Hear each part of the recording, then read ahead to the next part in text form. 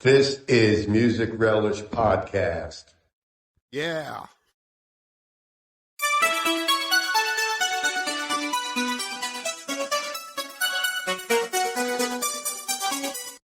What are you, Einstein? Hey, welcome back to Music Relish Podcast, episode 437? 27. 27? Yep. Episode 27. And I'm Perry, and I'm here with Mark and Lou. What's up, guys? Hey, man. How you doing? Someone asked me once, like Einstein said, Lou, are you a genius? I said, menza. What do you guys want to talk about effect. tonight? Lou, what do you want to talk about tonight? I'd like to talk about a band I never, ever thought I would talk about, ever. And I kind of joke about them, and I don't know why. It's Mott the Hoople. Mott the Hoople, the funny name. Yeah, the silly The name funny band. name. Mott the Hoople. I think that was in our silly band name segment. Yes. Yeah. going And way back. Apparently, it was a book, too. Something like that. It was Yeah. a reference to something, or like a book or a movie or something. But Yep. yeah. Now we know Mott's as an applesauce or like a fruit processing company. Yeah, but they're not called Mott's the Hoople, right? Or are they, No, you're going to listen to Howard Stern's, throw that S in there. He's a singular, yeah. But we're going to talk about David Crosby too, right? We are. Yep. David Crosby and Mark, what do you want to talk about other than David Crosby. Got a little story on one of the unluckiest music fans ever who got screwed by a very famous band. ouch? Yeah. Okay, and I'm going to talk a little bit about Brian Eno, and we'll come up with some other things later on, and we'll see how it goes. Too. Yep. I have a one-hit wonder. Oh, and a one-hit wonder. All right, yeah. All right. So, Lou, do you want to start with Mott the Hoople? I don't know a lot about him. I know a little bit, so I'm curious to learn more. I think we always classify them in that British or like rock and roll B level, not quite the headliner band as far as we knew. They're English. Right, they were second tier, I think. Right, they're English, and along with R&B and jazz, the English invented rock and roll, right? Yeah. Yeah. Okay. With Bernard Purdie. Right, but this was in reference to something because I was reading on some kind of music news site that Ian Hunter has a new album out, and Really? I think he might be 81 or 82 years old at this point. He was born in the 1930s, like 39 or 38. Yeah. He's been around for a long Cool. time. Yeah. He's done work with that great Long Island band Blue Oyster Cult. He wrote a couple songs with them Really? in the 80s. Yeah, he went solo from Mott the Hoople in 1974, but prior to that, they were That long ago, huh? Yeah. Anyway, so the new album is called Defiance Part 1, which leads you to think there'll be a Part 2. It'll be released this April 21st. It's got a bunch of guests on it that some of the names are Johnny Depp, Joe Elliott, Billy Gibbons, Duff McKagan, Guns N' Roses, right? Yeah. Todd Rundgren / Jeff Tweedy is on it. Oh. Of Wilco, yeah. Robert Trujillo from Metallica, Waddy Wachtel's on it, Brad Whitford from Aerosmith. Yeah. And Dean DeLeo, Robert DeLeo, those were the brothers from Stone Temple Pilots, and I guess the new singer, Eric Kretz. Excuse me. And posthumously, both Jeff Beck and Taylor Hawkins are both on it. So, Wow. all these guests are appearing on the Ian Hunter record. On the Ian Hunter solo record called Defiance Part 1. So the first thing was called Bed of Roses, and also I think Ringo and Mike Campbell are on it, co-produced by a guy named Andy York who plays some computer. There's a lot of it was very virtual because of the lockdown, so a lot of it was recorded remotely. Most of it was. Wow. Excuse me. I got the asthma wheeze happening. I think Billy Bob Thornton's on it as well. So Mott the Hoople had some fans. I mean, I think they're funny because we knew them from that one song, and what's the name of that song? Yeah. Well, The name of the tune. The one all the David young Bowie dudes. wrote. I mean, All if the young nothing dudes. else, yeah. Yeah. The other songs that you've heard all the way from Memphis, those are Ian Hunter solo hits. Mm-hmm. So Mott the Hoople was Really, a never separate knew thing. that. Yeah. Yeah. So when did Yeah. Mott the Hoople exist? From if he went solo in '74, how long was Mott the Hoople in existence? Like 68. Okay. Yeah, 68 going All on. right. Yeah, they signed with 5 Island years, Records. right? Yeah, they were on Island Records initially. That was with Chris Blackwell. Yeah. Yeah. They didn't have a whole lot of commercial success, but they had a cult following. And these guys, they played out regularly. These guys were working bands, and that's how they cut their teeth and stuff like that.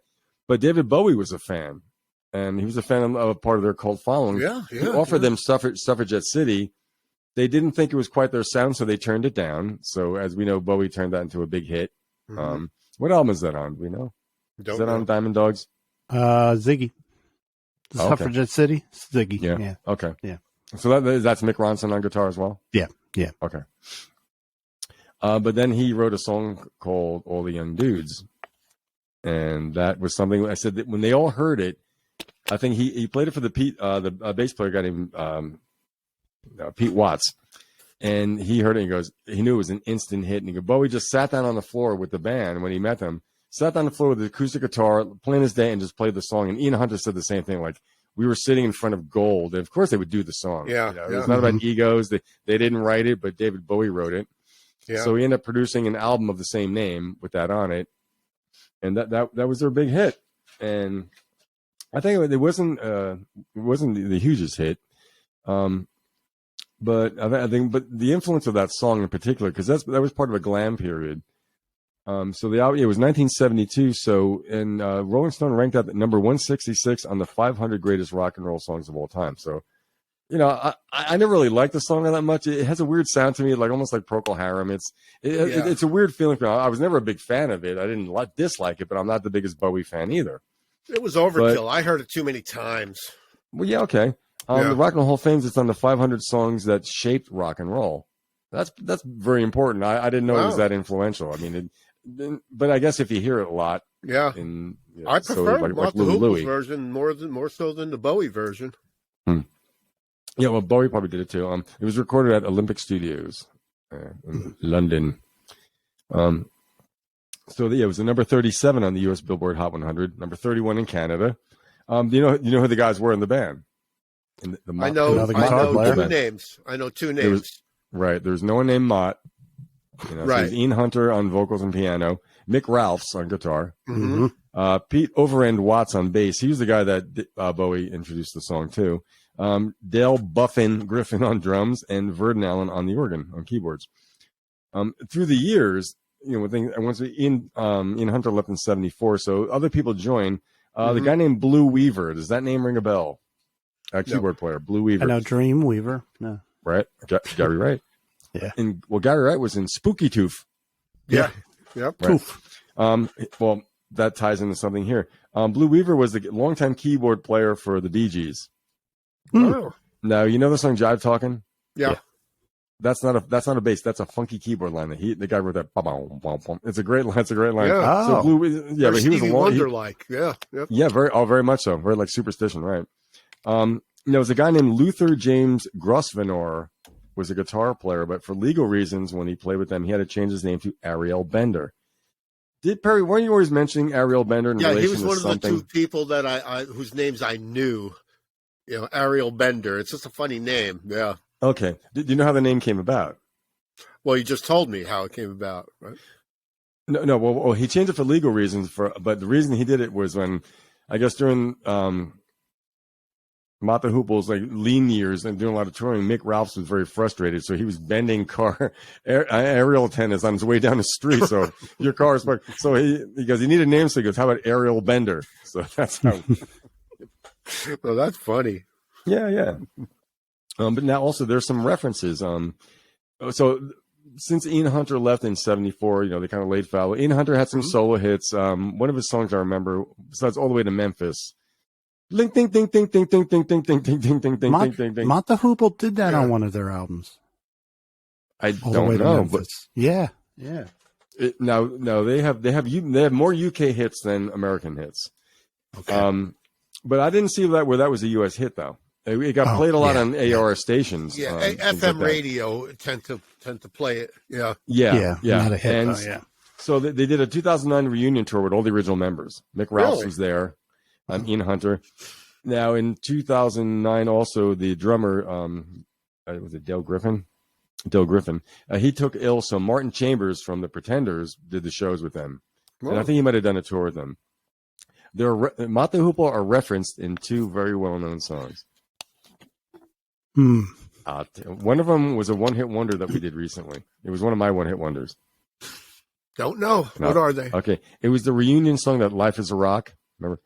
Life Oh, is a yeah, yeah. rock, You but did the that radio. just the other week, I think. Yeah. It begins with the line, it's Yeah. Bee Bumble Stinger, Mott the Hoople, and the Ray Charles Singers. So they're the second thing mentioned in that song.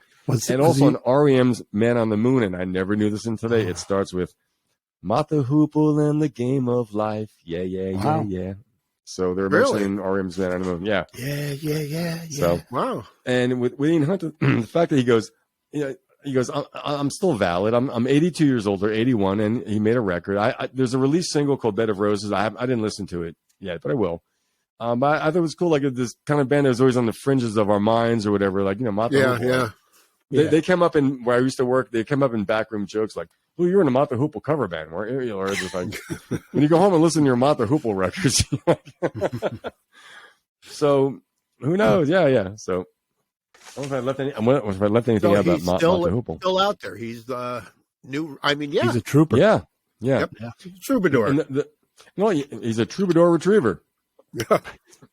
And the fact that all these musicians lined up to play with him, and apparently he said it happened organically, like he had the thing going.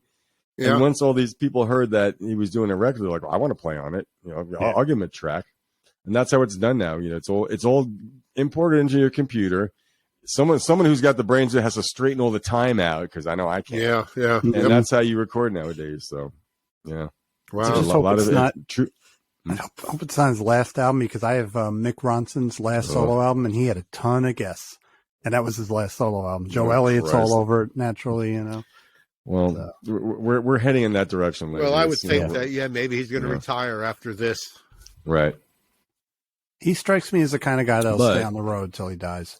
Well, Mark has a good point, because his last tour I think was in 2019, so it was pre-pandemic, and as long ago as that seems, it wasn't all that long ago. There was the 2 years where you couldn't do anything, or tell me.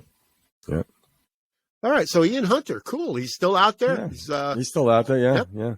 The song he wrote with Blue Oyster Cult, was called "Going Through the Motions" on the Spectres record. Okay, it's kind of a 50s song. My son likes it a lot. He always did it as a kid. I used to play the greatest hits of BOC, and it starts with the Phil Spector beat. Boom, boom, boom. So it's very patterned. Yeah, very patterned out there. Yeah, going through the motions. Yep. Mark, hey, you want to talk about somebody who just passed away recently? A very famous person. Man, me? Yeah. Oh well, we lost a huge one this week. We lost David Crosby. 2 weeks in a row. Yeah. Wow. And Crosby, Beck was big to all the musicians, Jeff Beck, but Crosby just went across all kinds of fans. That was mass public, whatever you want to say. Yeah. You guys probably know a lot more about him than me, and I wasn't familiar with a lot of his solo stuff until he passed. I always knew about his first album, loved it, and then I started exploring his stuff this week, and another one. I just caught up to his music. I just assumed if the albums I didn't hear about them, maybe they weren't that good. He always put out quality music, and you know, great just friends. Just the other day, I logged on. I said, you know what? I want to see what all this, what all the fuss is about his solo album. If I could, what is it called? If I could only find myself, or if I could only remember my name. If I can only remember my name. Stop that. And you can read I'm not joking. All right. I'm not joking. And I really liked it. I listened to the first couple of songs. It's like, wow, this is that first album.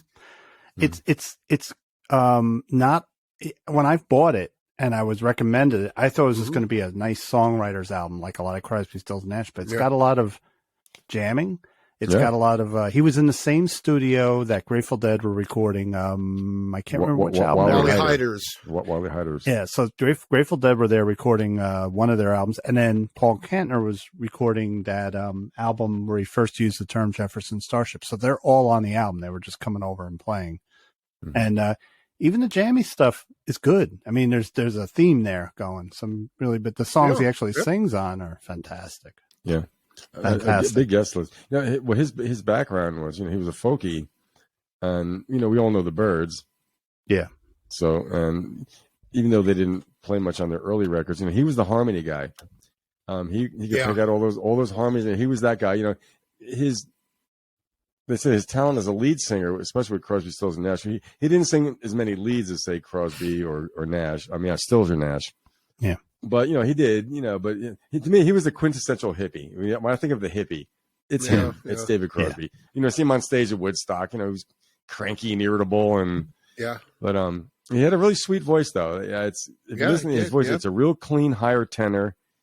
The Byrds records and stuff. One of my favorite Byrds records was Fifth Dimension. It came out in '66. It's the last. What's that? Not familiar with it. It's the last with the original lineup. It's got 8 Miles High. It's the last record with Gene Clark on it. Oh, that I've heard. He quit before it came out, but they Crosby's got a couple songs. One early version of Hey Joe, they did, which he was critical of later, and a song called What's Happening. I put it on my Facebook page.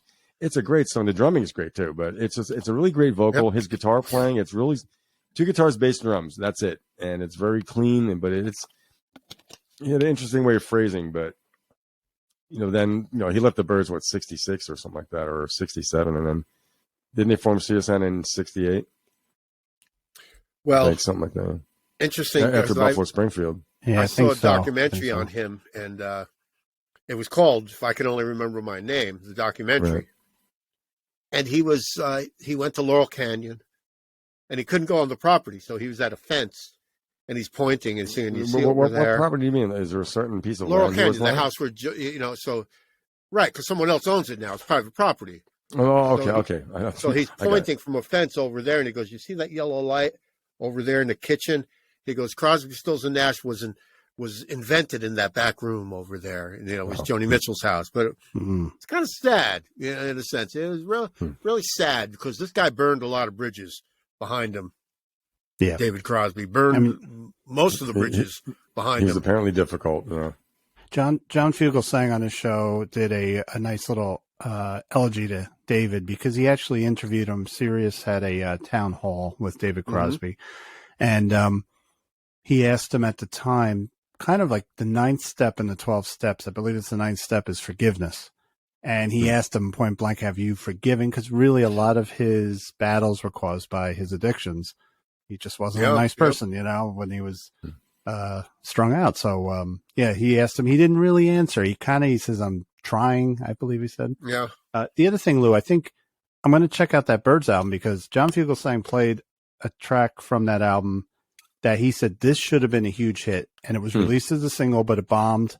And I really liked it. I just can't remember the name, but I was like, wow, that's a good song. So I got to check that album out. There are some great songs on McGuinn's got some great songs on it. But 8 Miles High, basically a Gene Clark song, was the big song from that. Okay. But the harmonies though are great. So Crosby was in the band back then? He was in the band back then. Clark had quit before the record came out, and I think that was the last record that Crosby's on. He's on the first 5 records of the Byrds, Crosby. And then, he split, and then Stephen Stills and Bobby split from Buffalo Springfield, and they formed CSN, and sometimes why. It was, so this documentary that I saw, it was, like I said, it was kind of sad because the interviewer asked him, he burned a bridge with Neil Young. Apparently he had said something bad about Daryl Hannah and Neil's wife. And so the interviewer asked him, he said, David, why don't you just go over to Neil's house and apologize? And David says, because I don't know where Neil's house is. Now, that's pretty sad. Yeah. Yeah. I think that documentary was done by Cameron Crowe, too. Really? And, that's where that Sirius Town Hall came from, was all tied in with the release of that. I've heard nothing but good things about it. Their last performance together as a band was at the White House. They evidently had a literal fist fight backstage before they came out. And I've never seen it, but they say their harmonies are all off. They sound fine when they sing on their own.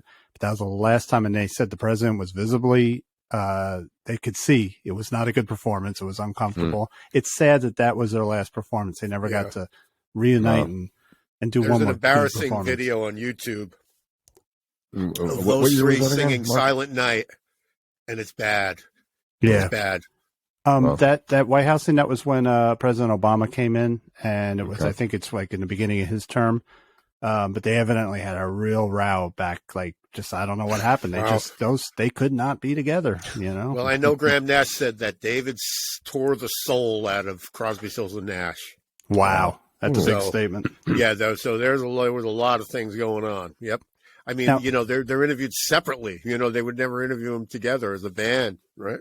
Kind of like Leonard Skinner for that VH1 special where they all in different rooms. Really? David Wow. Crosby, like who we talked about last week, Jeff Beck, he was actually he used his voice as a session musician too. He appeared on a lot of people's albums. Phil Collins used him. That's right. Excellent. What song did he do with Phil? Another Day in Paradise. And he played it on Arsenio Hall show. I saw it. He was there next to the piano. It was great. And then he was on David Gilmour's On an Island. He's on that title track, which is a dreamy song. It's just so good. They sang So- a lot Mr. of Harmony. backup on records. Yeah. Yeah. He even surrogate fathered a child with Melissa Etheridge. Mm. Yeah. Talk about demand. Yep. Yeah. And I remember reading a Rolling Stone interview with him when he was arrested for drugs and he was going to jail. And he does the whole interview. It's a sad interview. I guess this was back in the early 90s, maybe. And then like the way they said it at the end, he says, well, I'm going to jail now. I don't know what's going to happen. And then the author said he just walked off. And I'm thinking back then, this could be the end of David Crosby. Yeah. But he picked himself up. You know, There was and a he came back. time where all he had was the boat. He lost everything. All he had was the boat. Yeah. And then he even lost the boat eventually, right? I heard him on the radio. It might have been Howard Stern when he was on AM in New York, and he had gotten his guitar stolen, and he was on the radio, and it was sad. It's not denigrating. He sounded pathetic, It just, I felt in a way like, he felt bad. Yeah. He was almost crying. Goes, that's the guitar I wrote Guinevere on, and someone made off with the song. Yeah. And I was wondering, did he sell it? I was thinking, I was cynical. I was also younger, but I thought they sell it. No, he could have sold it for drugs. You don't know. Yeah, I know. Right? He left Yeah. the door Back. unlocked because he was not in his right mind. He left his car that unlocked, too. something, Yeah. Yeah. Bad times, Yeah, look that's at a Jerry shame. Look how Jerry Garcia died in his car. No. And Jerry Garcia got busted in Golden Gate Park and with a BMW full of heroin. It's just at that point you're in bad shape. That's it with empathy, and sympathy. It's just, Yeah, so like David Crosby, he burned all those bridges behind him. For some reason, Steve Stills, Graham Nash, Neil Young, many others. He, like Joni Mitchell, same thing. He was just he became the enemy. Yeah. When I was listening to his solo record, If I Could Only Remember My Name, they were showing. I look at two versions. There was one had just pictures, and it was Joni Mitchell and him sitting in a car in the back, and she's looking at him, and she almost looks not afraid, but almost like wary. Like apparently he was a pretty intense dude, and I think she loved him. But it was just like okay, Yeah, but he was kind of a thorn in with the Birds too. He was difficult to work with. Just a difficult guy, a complicated dude. But an environmentalist, Smart dude. His whole life, right? Very intelligent man. Yep. And, don't forget, Stephen Stills wasn't the easiest guy to work with either. So those two, I always figured those two, because Stephen Stills was one stubborn guy. Yeah. Yeah. He's been, they all describe him as a genius, though. But a lot of people said Stephen Stills is a friggin' genius. Yeah. Graham Nash was the good guy of the band. I guess he was the glue. And the addiction is really how British he burned all the bridges behind him. Was the addiction, and it's right. And amazingly, he lived to be 81 years old.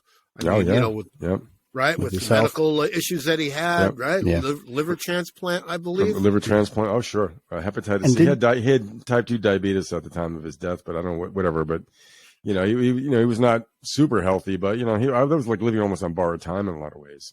He said, I think before the pandemic, he said he gave an interview in which he said, "I know I'm dying, and I just want to get as much music out as possible." Wow. I'm paraphrasing. Yeah. But he knew, and maybe it was just he was thinking, I'm getting older. I've got all these health issues. But Well, He sold his catalog last year. Yep. Yeah. But that documentary I saw, even his wife said, and this was, I don't know, this came out a year or so ago. She said, I don't know what's going to happen when he's gone. I don't know what I'm going to do when he's gone. So good. I suppose it was expected for the last couple of years. Yeah. Right. Yeah. But he did get a second act. I mean, Yeah. he got to come back. He went to jail he was in jail for a while. I heard a live show. I think it was Dennis Elsis. I think I recognized the voice, was interviewing him. And he's talking about his children. You know, he speaks very well of he's got two sons. Yeah. I think there might be another child.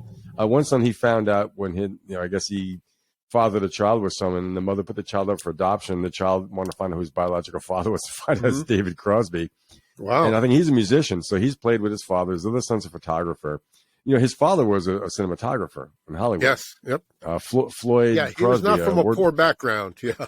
No. Yeah. And his mother's family is Van Cortlandt, which is a very old name from New York. It's an old Van Dutch, Cortlandt Park. prestigious Dutch name, right? Yes. Yeah. Van Cortlandt Park in Park. the Bronx is named after. Yeah. Yep. Right. Yeah. Wow. No, there was in the 80s, there was a thing where in Van Cortlandt Park, some people were electrocuted. There was like lightning hit several trees, it was bad. I was there a couple days later at a block party. Oh boy. And yeah, I was like, this is the park where it happened. Wow. Yeah. So yeah, he was not poor. You know, he had a good background, went to a lot of day schools, that kind of thing. Yeah. But I like reading about, how when the Byrds formed, it was all about the Beatles. They all saw Hard Day's Night or something. So, let's do that. And, they were the American Beatles. The Byrds were the biggest American band while the British invasion was covering the land. So that says a lot about they went over. The Byrds went over to London, and I remember reading somewhere that David Crosby was sitting there, and they were listening to, I don't know, some new Beatle record that was just coming out, probably in Norwegian Wood or probably something. Rubber Soul or something, or Revolver rather, and John Lennon said something to David, like recognize David Crosby. As that the Byrds, or of course he probably had a pet name for him. Right. John Lennon probably had a pet name for David Crosby, but he knew who he was and admired him for Davy Crosby. Yeah. Was Graham Parsons the direct replacement of David Crosby? No, I don't think so. No, I don't think that was more McGuinn's thing. I think at that point, right? Yeah, I mean, going from country. It was Chris Hillman and Well, I mean, what I Roger meant was McGuinn when who David decided Crosby to let Graham into the band. When he left the Byrds. Yeah, well, when he quit, when David Crosby quit, or some people say he was fired. I don't know. Thrown about out. story. Yeah. Did Graham step right in after that, or did they do albums? I don't think so. Okay. I don't think so. I think Sweetheart of the Rodeo was that was 68. 68, so big gap. Okay. All right. Yeah, because Graham Parsons was in the International Submarine Band until 1968. The International Silver String Submarine Band. I have that album, thanks to Perry. And what else is? Well, I just want to say another thing too. These tributes that were coming in on Facebook, I'm saving them all. I mean, from Paul Stanley, everybody. So there's a couple musicians on Facebook that if you're lucky enough, you connect. They actually let you be friends with them rather than just follow them. So there was one guy coming. I can't remember who it was. It might have been John Caron, the keyboardist, but I'm not sure. He said, nice elegy. And then some of the comments afterwards were, sorry, I can't feel sorry for him. He was an a-hole. Oh, sorry, the guy was a jerk. And I just commented like, all right, let's forget about the man, because you never want to meet your heroes. Yeah. That's what they say, right? Let's just listen to his music. I mean, the music was great. You can be. I'm willing to put aside all that without compassion like that. I don't get it, man. Granted, I've heard all these stories that big asshole David, but I can't look at it like that. I don't. You know what I mean? I can only gauge him by what he does music, out there. His art. Yeah. Yep. Yeah, there's plenty of musicians out there you don't want to meet. Many of my favorites I'd never want to meet. You'd never want to meet Richie Blackmore. I know that. And I read Miles Davis's autobiography, and he let it all out, warts and all. And I ended up getting more mad at him reading some of the stuff he did. But you know what? I just say, listen to their music. If they made music you liked, don't let that take away the joy. Yep. That's right. Well, do you want to move on now? I think we pretty much but the record he did, if I could only remember my name. Yeah. I liked it. It's so did I. Kind of some I could see a lot of it was reminiscent of CSN. Yeah. But I mean, some of the his thing was using tunings. Well, that's what interests me is the strange tunings. Yeah. That live interview I heard, he goes, he'll find a tuning and he goes, and just see if the muse enters my head. Yep. Like Mark, you did it with the tuning from, I forgot the guitar player's name. Nick Drake. Nick Drake. Yeah. You said, you discovered a song. So that's what he does, like that. And I've done it too. I'm not a real guitar player, but you find those tunings and you find. What do you mean you're not a real guitar player? Don't do that to yourself. What are you talking about? That's humility, but I don't consider myself a guitarist. You know what I mean? You write songs on the guitar. How can I can you count to 7. You don't write songs on the guitar. I'm a songwriter. You're saying you're not a guitarist? I'm more of a songwriter, but anyway. So am I. Yeah. Well, I'll say something. That solo album, Lou, it had some. I don't want to say heavy, but it had some of the songs were like, because of the musicians involved, were like, you wouldn't hear that stuff on any of his other albums. Some of it was I'd say jammy, not jammy, but there were some chugging tracks there. It was, there was some jamming there. Well, and then some of the lyrics were, the vocals were kind of chanting too. Yep. Like this one. What are their names? And that's a very unique, that's a very bluesy type of riff for David Crosby. Well, I don't want to get in trouble. Yeah, but who's playing that guitar? They don't make it clear. They got all these people on the album. Yeah. If you go on Wikipedia, I do know Jerry Garcia plays a lot of solos on that album. I'll tell you who's on it. Well, no, okay. Neil Young's on it. There's a lot of people came by. If you were in the studio, you played Graham Nash, Neil Young, Joni Mitchell, members of the Airplane, Santana, Quicksilver, Jerry Garcia's on it, Phil Lesh is on it. Greg Rowley. Yep. Yeah. But I enjoy the record. It's very kind of it's cool. It's very relaxing. I enjoy the musical aspect. He's got a really sweet voice. It is. I really like his voice. Yeah, and it's not like I mean, when that came out, I was just too young, so I caught up with it now. I caught up with it now, and it's cool, man. It's still there. It all exists. With me, Crosby, Stills, Nash and Young. Crosby, Stills, Nash and Young. That's what I was introduced to. I was a big Neil Young fan, so it was Neil Young, and then I love Stephen Stills' guitar playing. He's amazing. Yeah. So David Crosby was always like his songs when I was younger. Like he had the singer-songwriter songs, and I kind of glossed over them. I didn't appreciate it as much. There were a lot of times I thought it was Neil Young playing lead guitar, but it was Steve Stills. Yeah, Steve Stills. Yeah. And I think the first CSN record is basically a Stephen Stills solo record in a lot of ways. He played a lot of instruments on it. Deja Vu was more of a band thing. When the record came out, it was not received well. Lester Bangs said it was record? His solo album. If I can only remember the name. Lester Bangs said that it was a perfect accompaniment to digestive something with company, like meaning you're eating. Sounds like Lester Bangs, right? Robert Christgau gave it a D- and said it is a disgraceful performance. He's a hard one. But I mean, these records that sold very little. Here's the deal. When it came out, Crosby goes, it didn't sound like they wanted it to sound. There was no I almost cut my hairs on it. It didn't have bluesy guitar, no wailing vocals. There are a couple songs he's kind of going out there on it, but it's very ethereal and stuff. I think it's beautiful. But in retrospect, these records are always reviewed better. So nowadays, it's basically considered a masterpiece. Yep. It's on those lists of people saying, the 1,000 albums you should listen to. This is one of them. It just sucks. It takes 50 years to do it. I think what he benefited from, he came in obviously with song sketches, and thank God he had all those people on the albums. They definitely influenced that album. Well, he must have had a lot of friends. I mean, the fact that all these people played on, just like in the Ian Hunter record. I mean, it's amazing. You find out who the artists we like, who they're fans of. I would never think Jeff Tweedy would be on a Ian Hunter's solo record or be a Mott the Hoople fan. But glam. They were considered a glam band when they did hits. Well, there's one credit on the album that made me kind of interesting. Direction by David Geffen. Now, what's direction? Was he like, get over? He's the overseer. Yeah, he was the guy saying. He's keeping everybody. Let's get this done. Let's do. I mean, come on. Think of all these people that are there getting high.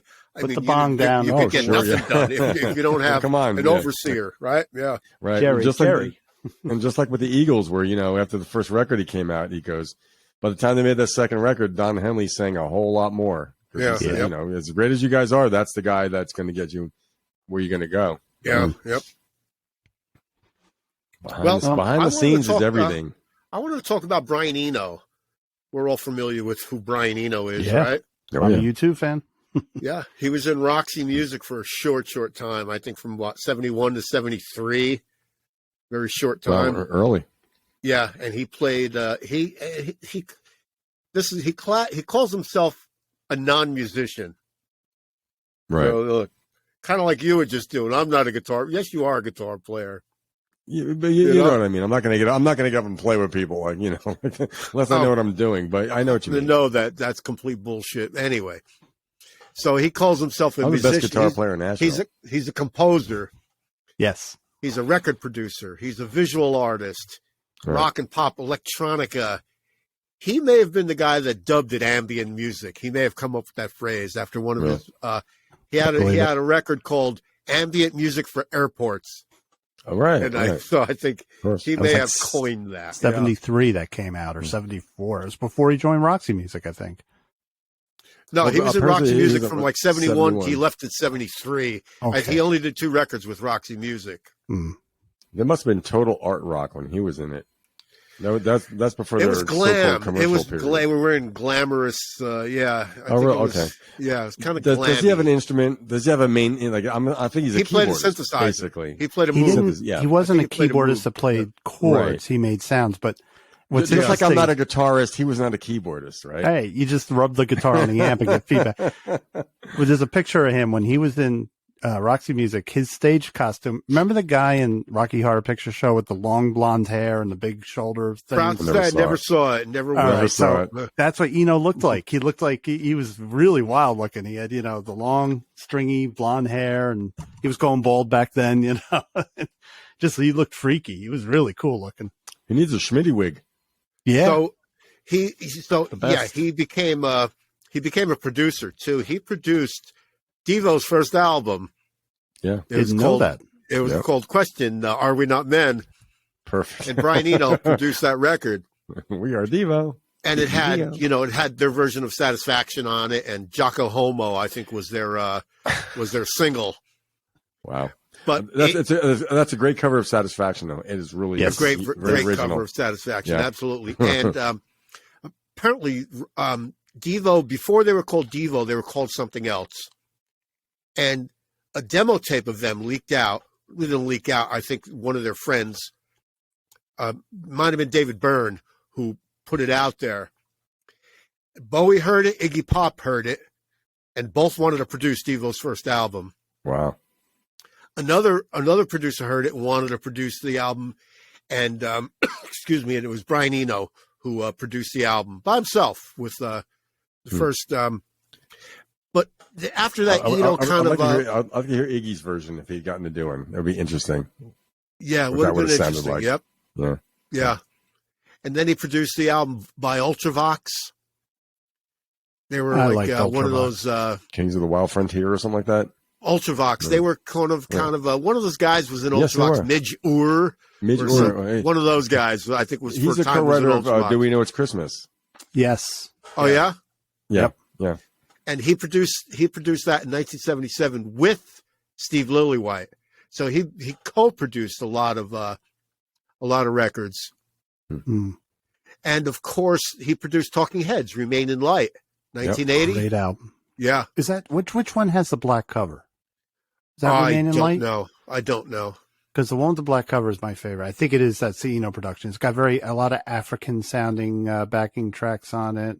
Yeah. It's a great album. Yeah. And of course, he produced. You want to guess he co-produced these U2 albums. Unforgettable Fire. All right, The Unforgettable Fire was one of them. And Joshua State Park. Joshua Tree was another one. Both produced with Daniel Lanois. Right? He changed U2. Him and Daniel Lanois. Oh, yeah. I think it was Eno. He changed their sound. How did those two work together? Eno and Lanois. That's big. That's a lot of power. Yeah. That's a lot of musical thought. And there are 2 more U2 records that he co-produced with Daniel Lanois. Not too long ago. It's got a white cover with tell me. Octone Baby. Oh, that's my favorite U2 album. And the record's called All That You Can't Leave Behind. No. Right. No. Is that the name of it? Oh, geez, yeah. I think so. So those 4 records were produced by Brian Eno and Daniel Lanois. So Unforgettable Fire was 85 or 84. I don't know. It's mid 80s. Yeah. Yeah. I remember when Joshua Tree came out, we were working at Cordette Graphics Paris, so that had to be 87, 86. Yeah. With the Joshua Tree. So actually, that's the last U2 record I owned. I had War, I had Unforgettable Fire, and the Joshua Tree. It's weird. I like them, but I was never. It didn't. Yeah, I'm not a U2 fan. Never was. I mean, I like a couple of songs. Yeah, I like some of the. I like some of the latter day stuff I heard, like "Beautiful Day." Yeah, absolutely. The Real Thing. It's the real. Yeah. I thought they're great pop songs. Yeah. And there was another U2 record that Eno co-produced called Zooropa. Yep. He co-produced that with a producer named Flood. That was his. Is that when Bono became the Flood? Yeah. That was after Achtung Baby. Yep. Now the other day I listened to this and it was Persona. Quite interesting. 1975, he made an album with Robert Fripp called Evening Star, and it was Fripp and Eno. Frippatronics. It was really interesting, like the guitar parts that Fripp came up with over this music. Like, wow, man, yeah. I knew a guy named Tony cool. Frippattino. Fripper, what? Did he make a good Frappuccino? Tony Frippattino. Maybe. Maybe. So is he still producing? All right. Come on, the drummers has not got to get on the ball here. Come on. Is he still producing, or is he? Brian Eno, he's 74 years old. He's still young, so he's still working. Yeah. Mm-hmm. He has 28 solo albums. 28. Damn. Wow. Yeah. 28 solo albums, 27 collaborative albums. So this guy, he records a lot. He works. 27 collaborative albums, like, Fripp and Eno, those kind of things. Tony Frippattino. He has 14 compilation albums. He has 8 video albums. Wow. And 9 singles. Hey, Perry, was he involved with any of those Bowie albums? What? Was he involved with who? Say, the Berlin period of Bowie, right? Was he involved with those? Because I know Robert Fripp was. He had something to do with Bowie on Berlin. Yes, he did. Yeah. Okay. Yeah, I thought so. Yeah. Yep. And there apparently, from what Tony I've read, Visconti too, I think. There's a lot of there's been records that 3 people are producing, and we want Eno here too, because that's how he's thought of. So he coined the term. Yeah, he had a record in 1975 called "Ambient Music for Airports." I've heard some of that. He coined the term ambient music. Yep. Yeah, he made a record with Apollo. I think he did it with Daniel Lanois. It was called Apollo something or other. I can't remember it, but quite interesting. This guy Brian Eno. So get this: in 2000, someone discovered he has a comet. He has an asteroid named after him. This is how he's thought of out there in the world. Yeah. There was an asteroid discovered, and its asteroid is number 81948 Eno. That's the name of the record of the asteroid. Cool. Yeah. And he's considered one of the most influential artists that there ever was. And they said he changed the way music was looked at, the approach and the perception of what you can do with music. When he changed U2 on Unforgettable Fire, that sound, even Peter Gabriel went in that direction. Those soundscapes, Yeah. Yeah. He 80s was a lot. Brian Eno was responsible for a lot of the sound we had in the 80s. Fantastic stuff. And nobody, and it's just like you sit back and you think this song, that song from the 80s. Wow. And Eno sound. It's like you said, the soundscapes. Yeah, absolutely. He's considered one of the most influential artists. And in that universe, one of the most bizarre friendships was Robert Fripp and Daryl Hall. That's just a bizarre thing. Well, they said in Bowie's Berlin, he helped bring back minimalism to this minimalism, and also the Talking Heads. Apparently, it was Eno's suggestion that they incorporate some African rhythms and polyrhythms. Yes. It was sort of at Eno's suggestion for that. So this is why people want him around when you're doing a record. Absolutely. That album, Remain in Light, yeah, that had that. And I was thinking, yeah, that's what I was thinking of. I think the guitar player that was in David Bowie's band, and oh shit. And he was also with King Crimson, but he left. He was on their 80s albums. Adrian Belew, I think he was involved in that time too with Talking Heads. Yeah. Is your camera on, Mark? Because I can't see you, but I can hear you. Okay. Yeah. I can't see Lou. Here's something interesting too. In 2011, right? The Belgian Royal Museum of the Central African, there's a spider named after him. It's called Pseudocarina Brian Eno. It's a spider that was discovered that's named after him. Is that not cool or what? That is cool. Yeah. And he also, at times, he works with his brother, Roger Eno, who is also kind of does what he does. Yeah. Yeah. I've heard of Roger Eno. Yeah. I think he's a producer too, as well, if I'm not mistaken. Yeah. Yep. That's kind of what they do. Yep. Now, that's a guy that if you told me he's got an album coming out next month, I'm just so, like, I'd like to hear what he's doing now. I would just buy it sight unseen. Just Really? to hear, you know? You would? Yeah, I would, because like I'm starting to think about him, and I'd say, hey, there's a boom, I'm going to order it. It can't be bad, you know? Yeah. Yep. So I've known, I've read about the guy and heard about him for decades and decades, but finally, I'm like, yeah, man, let me, so like I said, I've heard some of these things in the past, the ambient music that he makes with Daniel Lanois. Robert Fripp. And depending on your frame of mind, yeah, the stuff is really cool, Yeah. Yeah. He's in the same universe as, Tangerine Dream to a degree. I didn't get Tangerine Dream for years. And all of a sudden, when Steve Wilson remixed their entire catalog, I gave it a listen and I went, the hell was I thinking not listening to this? But you got to be in the mood for it. You're not going to go drive into the store and play, Brian Eno or Tangerine Dream. Yep. Headphone music. Yeah. So Definitely. he's out there. He's 74 years old, still working. Like, I got to respect a guy like that, who just does what he wants to do. Is not really concerned about sales or commerciality or anything like that. And that's what I admire about Daniel Lanois as well. Yeah. The creative juices are still flowing. He's still able to put out music. Eno has done so much in music that he probably could slow down if he wanted to. But if those ideas are still coming to him, God bless him. Because some people dry up. They just, at some point they say, that's it. I'm done. Yeah. Yeah. Very interesting. Brian Eno. Yep. Yeah. Still out there. Musician. He's a self-described non-musician. Yep. Yeah, that's true. It's like what I was saying about him in Roxy Music. He never played the keyboards. He just did sounds from. Yeah, he had played a moog, the synth. I think. He played the synth. Yeah. Yeah. So he was going, but he was never actually hitting the Roxy keys. Music had a keyboard player, didn't they? Yeah. Yeah. I mean, even Brian Ferry played some keyboards, didn't he? I think so. Yeah.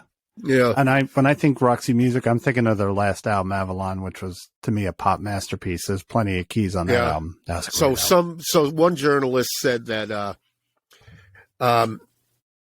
that Brian Eno introduced unconventional concepts and approaches to contemporary music.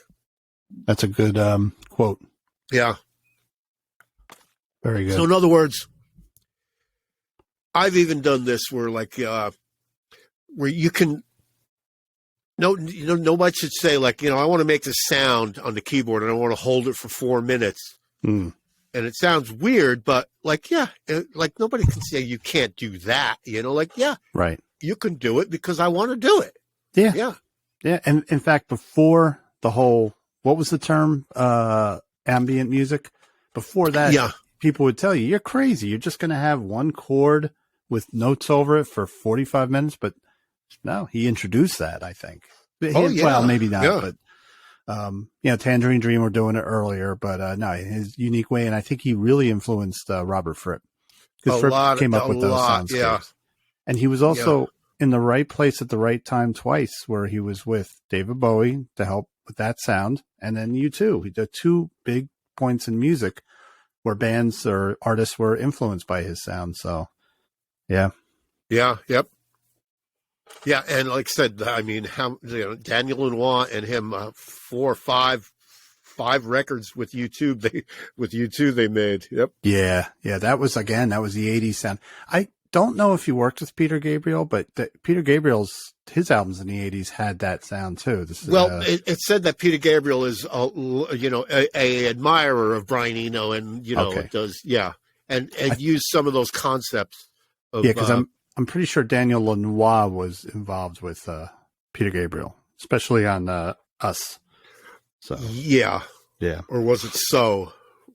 So was the one with Sledgehammer, and then Us was the one with that came out after with the red cover. I kind of prefer that album. Yeah. By the way, Peter Gabriel's got a new album coming out, and you had said the other week that Peter Gabriel's going to drop a new album. Up until the release. That's the street term. Going to drop an album.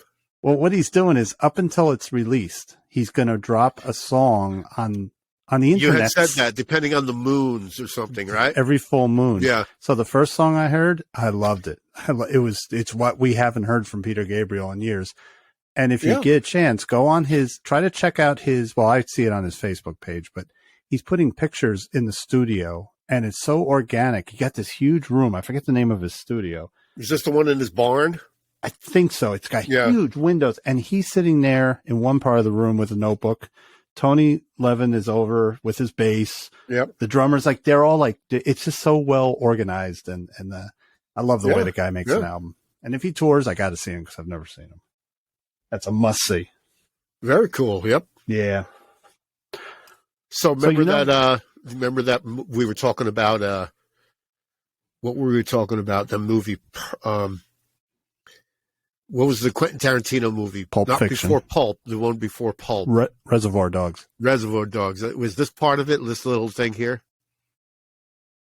Oh, trust me on this. You've made a mistake. He's a good kid. I understand you're hot. You're super fucking pissed. We're all real emotional. But you're barking up the wrong tree. Oh, man. And I know you're super fucking pissed. Yeah. I'm not as familiar with, I just got it on Blu-ray. I got to watch that movie. That was Harvey Keitel. Yeah. Yeah.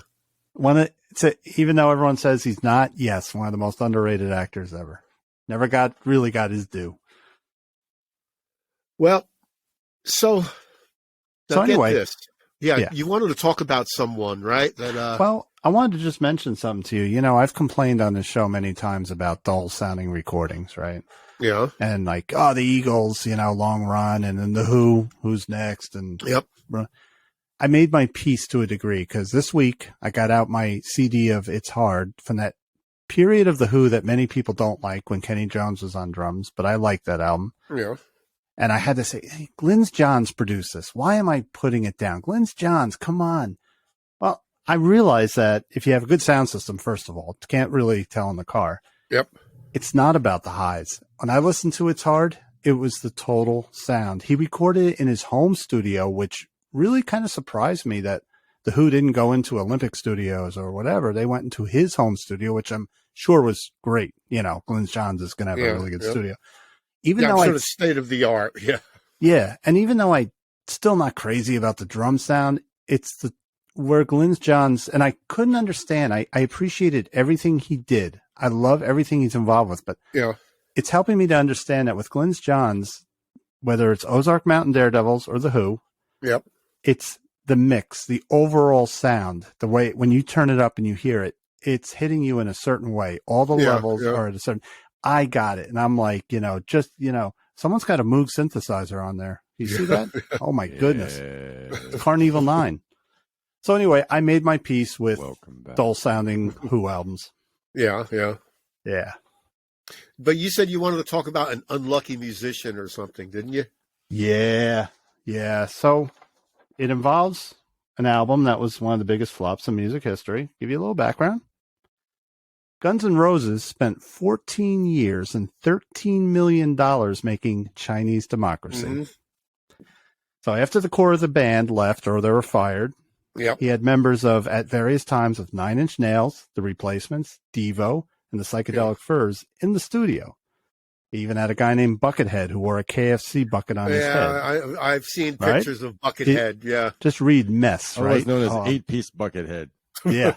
They built a chicken coop for him in the studio. Don't welcome me back, guys. Welcome back. Welcome back. So anyway.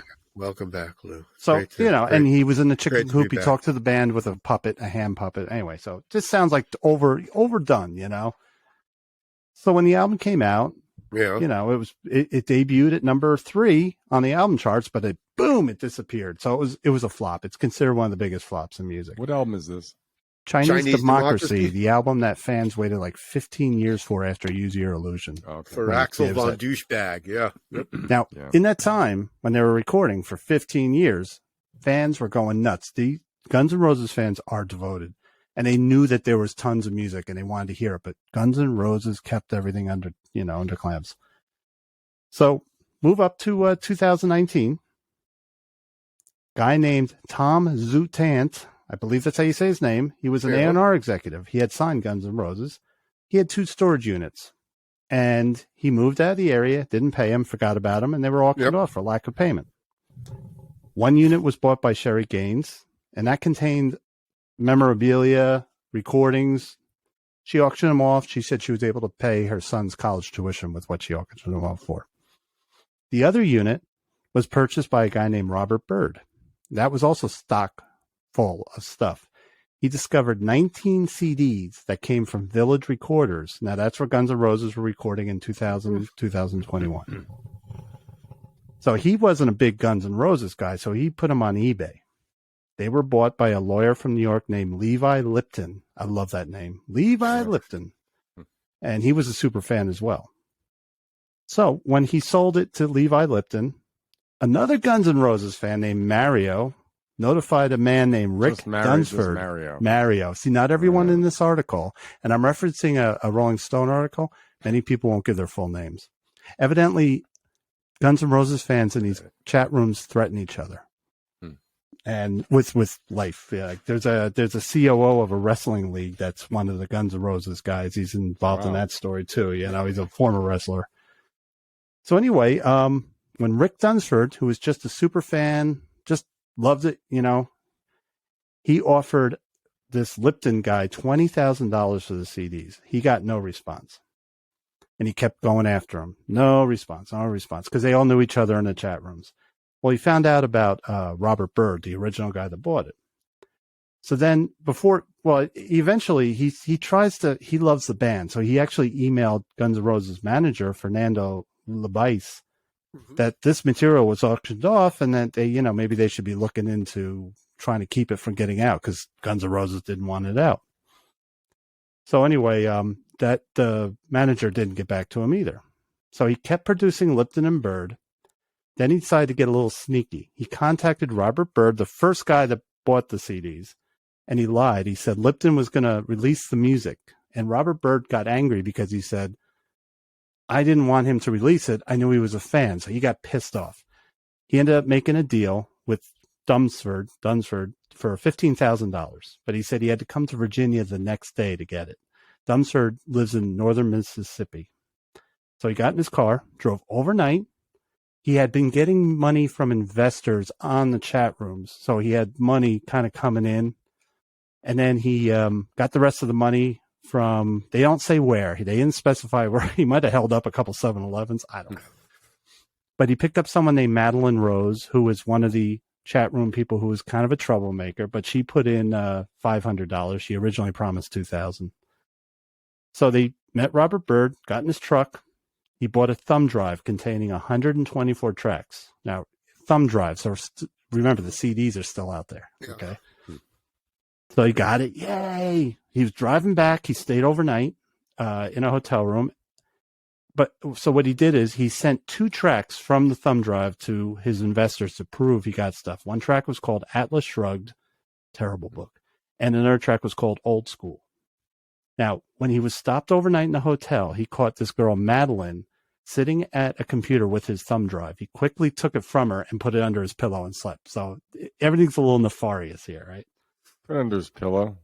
Yeah, he was so scared. She for was the tooth fairy or something. no, Yeah, because he okay. knew Madeline was going to leak it. That's why. Or he This blew was his like the brains out. holy grail of Guns N' Roses stuff, you know. I came late to the party here, so I'm just trying to catch up. Oh, we weren't talking about it before you got on. Don't worry about Okay. it. All right. So I'm That just being Chinese stupid. democracy record, it took 14 years to record Yeah. or something. Yeah. So anyway, before he got home, he then got an email from the Guns N' Roses manager saying, "Hey, you know, your name is coming up involving all these leaks of the tracks." And Dunsford said, "I didn't release them."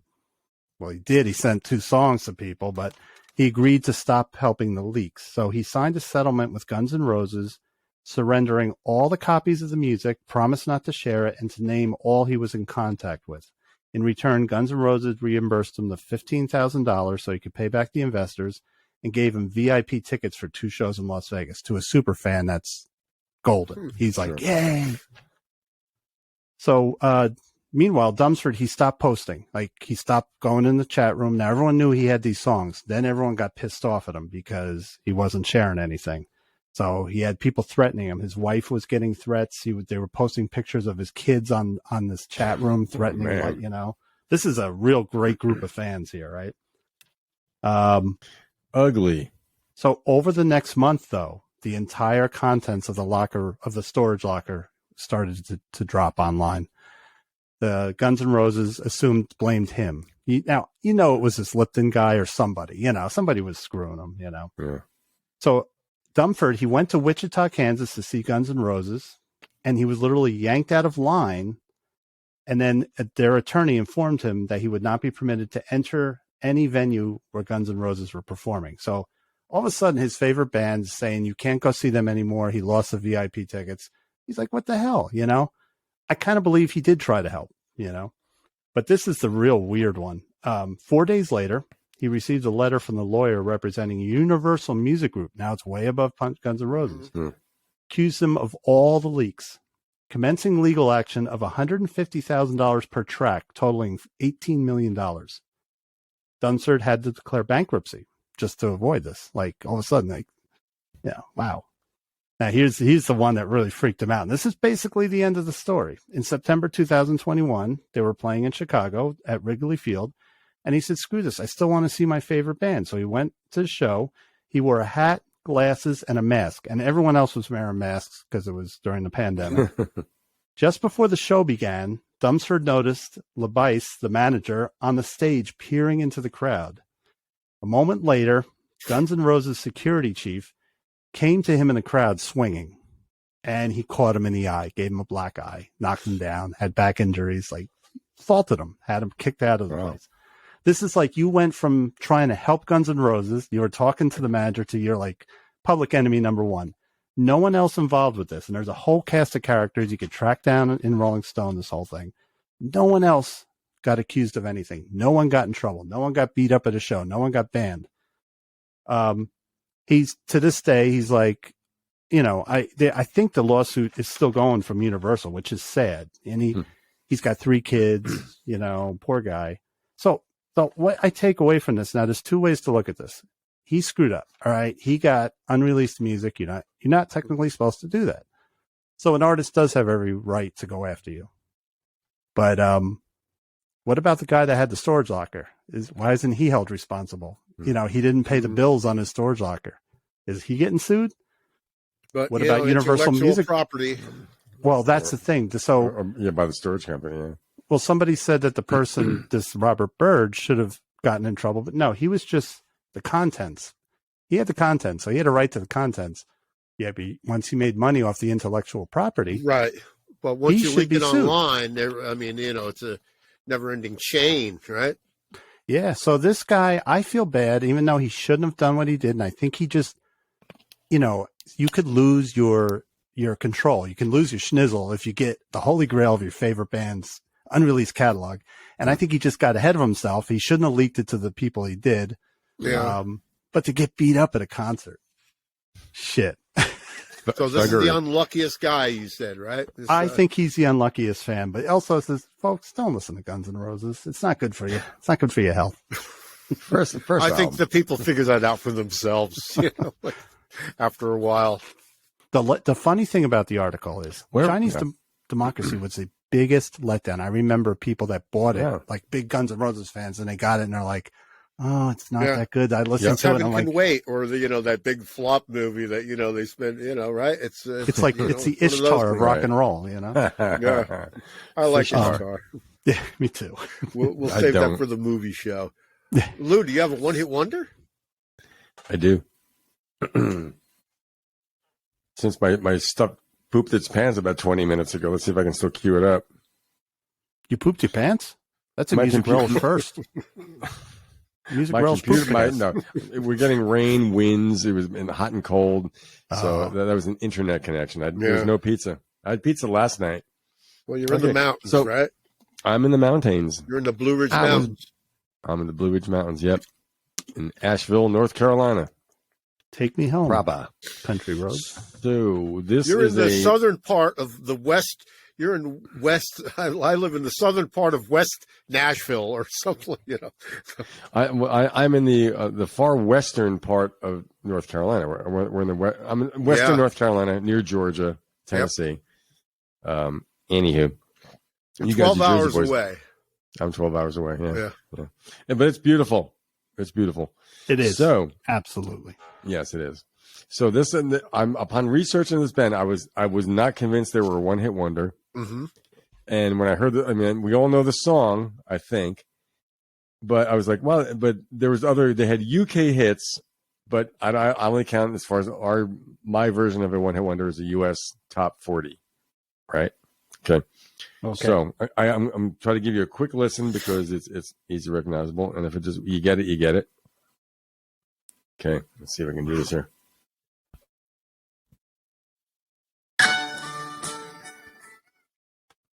All the young dudes. This Come is on. this is part. Oh, Yeah, that I was. know, that I was got actually- one. I got that one. was actually Mott the Hoople, not You did. Bowie. That was actually Mott the Hoople, right? That was Mott the Hoople's Yeah. version. As far as I think that's their only U.S. hit. They had at that same time they had UK hits, but they were not U.S. hits. Yeah, I Right. thought all the way Right. to Memphis was a hit, but you're right, it wasn't. Yeah. That's Ian Hunter. That's Just not, got played. I think It the was an version. album cut. Yeah. Well, yeah. So anyway, that's all the young dudes. I don't think we should All the probably young play anymore, dudes. right? You always know written it's by Mott the David Hoople. Bowie, right? Yeah. No, Written it's David- you always know it by Mott the Hoople because of what's his name's guitar. That designates it. When it's Bowie's version, it's more just strumming. There's no guitar playing. You know. right. No, Nick that's Ralph that's still Mick in the Ralph's. band then, or was Mick he a Ralph's dead company then? No, Mick Mick Ralph. Ralph's. That he's the guitar player on That's that. him. Yeah. Okay. Yeah. It's one of those anthems. Yeah. That Oh, is yeah. an anthem. Absolutely. That, I mean, that is an anthem, and it's Yeah. also known for there's a big Hammond B3 organ there. Yeah. I bet you they closed their show with that song. They had Keep to play them it. waiting, right? Might have That's been- their pictures of Matchstick Man. You don't show the monster in the first 10, in the first reel, No, exactly. Gonna say that. Keep staying, otherwise Right. they're gonna go for a You beer don't for the see drum the solo and not shark come in back. the first reel of Jaws, right? That's right. I wonder how Ian Hunter feels about this song because I'm sure when he plays solo, he's asked to play it, but it's not his song. So I wonder how he's.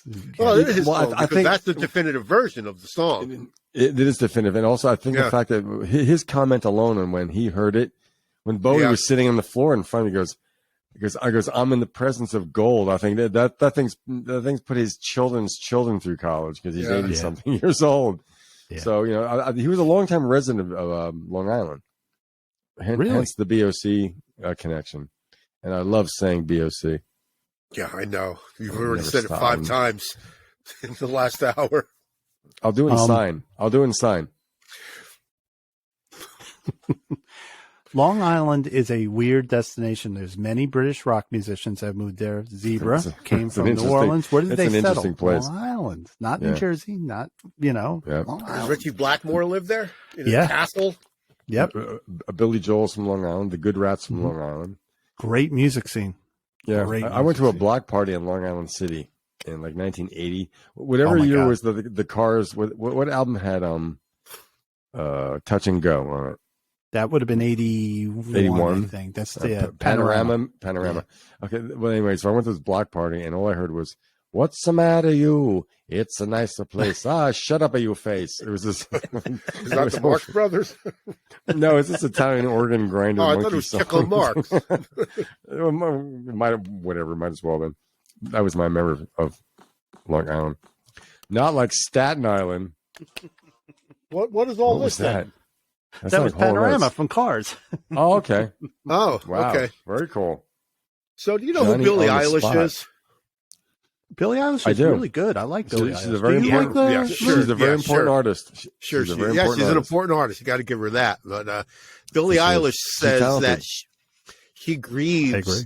Billie Eilish says that she grieves the 13-year-old girl she was before fame. Was she 18 now? No, She she's like grew up too 21, quick. I think. She grew up too fast, like a lot of kids in Spotlight do. Disney Yeah. girls direct porn movies now. It's not like that Beach Boys song. Disney girls. Things Billie have Eilish changed. Billie Eilish also says that she died and came back as the Billie Eilish character. She was Oh, she's reincarnated doing as the figure of David Billie Bowie. Eilish. Oh, Yeah. all It's like right. David Bowie says, which character do you like of me? You know? That's right. Yeah. And That's and cool. I'm not a pop big fan- singer. Yeah. Go ahead, Lou. I'm not a fan of the thin white Duke. Who's that? It's a Bowie Bowie. persona. Oh, yeah, I know what you mean. Yeah. I don't know which one is Aladdin Sane. Which one is that? I don't know. There was a lot of makeup in this glam era. Aladdin a lot of Sane was makeup. right and, after Ziggy. And that was, yeah. Okay. He's, What was his image? What was the I don't know. persona that he was it doing? was I like don't the know. Diamond Dogs image. It wasn't like, if you just glance quick, it reminded you of Ziggy. He still had the total glam. Okay. It was after that he did, then he went, he did the Philly thing, and then he looked bizarre when he did that. Hmm. And then the Berlin stuff, so he's the Thin White Duke, which was, you're Thin White Duke because you're addicted to heroin. It's making and you thin. occasionally making Yeah. a fastest comment. Yeah. Just saying. You know. Yeah, So Billie yeah. Eilish claims that her fear of global warming makes her feel. Where are you going with this? Where are you I going know. with this? I'm waiting Barry? for this one. I know. Cool. Come on. Billie Eilish claims that her fear of global warming causes her to be ill, to feel ill. You got something besides water in that cup? So she said, although she will not stop selling merchandise and traveling the world on private jets, she won't stop that. I think is she riffing on Greta Thunberg? Maybe. She what? She's like a David Bowie. She's turning into this. I like it. Let's see where this goes. Yeah. It's cool. Yep. She did a great duet with Dave Grohl on stage. She came out to one of her concerts. Really Do looked you good. know what a SPARS code is? No. Have you ever? I don't Look, wanna- we all I don't have wanna know. CDs, right? Have you ever seen this on a CD? Somewhere No. on your disc, Yeah. you'll be in a little box. It'll say something like no. that. You have to stop what you're doing right now.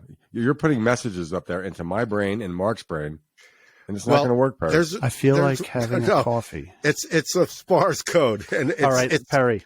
yes. That comes from my days of mastering. You made me look really bad. That's the chain of the music, right? Correct. Yeah. Correct. Yeah. Now this is it. All I'm right. going to give you another thing. Look here. So the first letter is for the recording. Mm-hmm. The second letter is for the mixing, Mm-hmm. and the last one is for the mastering. Yeah. So this here would be recorded analog, mixed analog, and mastered digitally. That's what those codes mean on the It back will of your always be a D in the where left. do you see them on your CD? I on don't your recall sometimes seeing- on Where? sometimes you'll see it sometimes on the Hold on. on the in the artwork, or sometimes it's written there. right. But it's So- it's Yeah. the Society of Professional Audio Recording Services. That's Right. SPARS. Okay. That's what that is. Okay. You know Yes. what? They don't do Well, it so go much ahead. anymore.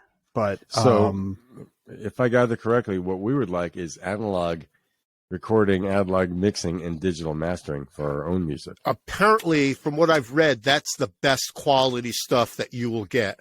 what? Was What's that? AAD. Using but analog sources to begin with. Correct. That's very interesting. Right. Recorded So, well, analog. AAD awesome. is recorded analog, mixed analog, digitally mastered. Yeah. Anno Back- Domini. back when CDs first came out, DDD sounded really dry. Didn't sound good. It was sterile. Classical music, especially the stringed instruments sounded terrible through digital. Yeah. They've improved it to the point now where you can get a really good DDD sound. Right. Now, DDD, Triple D, is recorded digitally, mixed digitally, mastered digitally, and it was mostly classical music that they did that with. Yeah, I mean, and way things are now, AAD, because you've got that final transfer, they can take an analog source and still.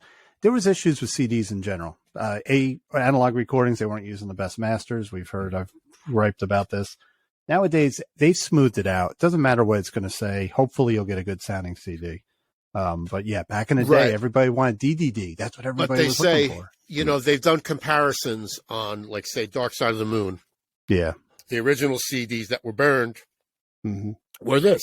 You know, analog recorded, analog mixed, digitally put on disc. And there's new ones now. They said the original, the AAD, is the best sounding ones you're going to get because apparently a lot of them were made from the master tapes back in those days. It's all in the transfer, you know. Steve because Wilson. they instituted this code in 1984. Yeah. Steve Wilson, when he does all his remixing, Jethro Tull, all this stuff, he does it on a Mac and he does it on the road. They send him the individual tracks digitized. So what he's doing is ADD, but what he does sounds great. So it's all in how you're transferring it, what you're doing. Right. You know. So if you see that code on a CD, the first one is recording, middle one is mixing, last one is mastering. ADD means a whole different thing now. Yeah. Well, this is AAD, but ADD is... Mine says ASS. Are they trying to tell me something? Absolutely, yes, they are. It's Miles Davis. What do you think? think? Call me an ass. When you assume we make an ass of Hume. So let me just say, like, all these reissues. So Columbia has been reissuing Miles Davis. Yeah. They've got it now. The sound of these, they've got it with the digital. It sounds phenomenal, and I have no problem buying it. But back in the day, it sounded kind of muffled. They didn't do a good job transferring all these albums. So when we do our record remotely, guys, right? What method do we use? Well, I'll be playing analog into a computer with my... That's what I do. That's what I would do. Yeah. So it'll be ADD. You're the same. Because mixing would be digital, it would be ADD, yeah. That's right. Yeah. Who's going to mix it, Lou? You're going to mix it, right? I would. I could. We heard it here first. It's a Music heard it here Relish first, folks. single coming out. Music I want to mix it. See, there's Crosby, Stills, Nash. No. Well, what do we do? We'll do like Todd Rundgren and Glyn Johns both mix. Right. We'll all mix it. We'll do that. Okay. Perry, you're going to get the Bill Szymczyk sound of the long run. And I'm going to do it too high. It's going to kill everyone's ears. No, I don't. You won't get the Coke sound from me. Yeah. Oh, boy. Where do you guys want to go now? I think Lou, you got something? No, I don't. I will say that on the David Crosby record, do you know who the photographer was that did the album cover? No. Barry Take a Shot? Henry Diltz? You are correct, sir. Oh. Another Henry Diltz album cover. I was almost going to ask Wattel. If it was Wattel. Jimmy Wattel. Yeah, but his brother Waddy's on the record. I was surprised to see Ensley Dunsbar on there that early. I didn't know he was hanging around. But he was in Santana at the time, wasn't he? Michael Shreve is on the record, and he was in Santana. Yeah. But Ainsley Dunbar, he's on that record? I didn't see his name. Not Ensley. Greg Rowley. I meant Greg Rowley. I'm sorry. Greg Rowley. Okay. You said he's back with the corporate rock band Journey, right? Oh, I was actually going to talk about it tonight. It's going back and forth. He's on, he's not. Do it. I'm just going to wait until I find out for sure. When they start touring, we'll see what happens, you know. Okay, so now, Journey as it is, as we can loosely define it, is it's Greg Rowley. We think. We're not sure. Okay, who's playing bass? It's not Russ Valerie. Randy Jackson from Dog, he played it on the album. Him, and then the drummer was Narada Michael Walden. But Narada's not, I think they got the guy that played Denny Carmissi, I think the guy that was with him for years. Denny Carmissi. Dean Castronovo. Dean Castronovo.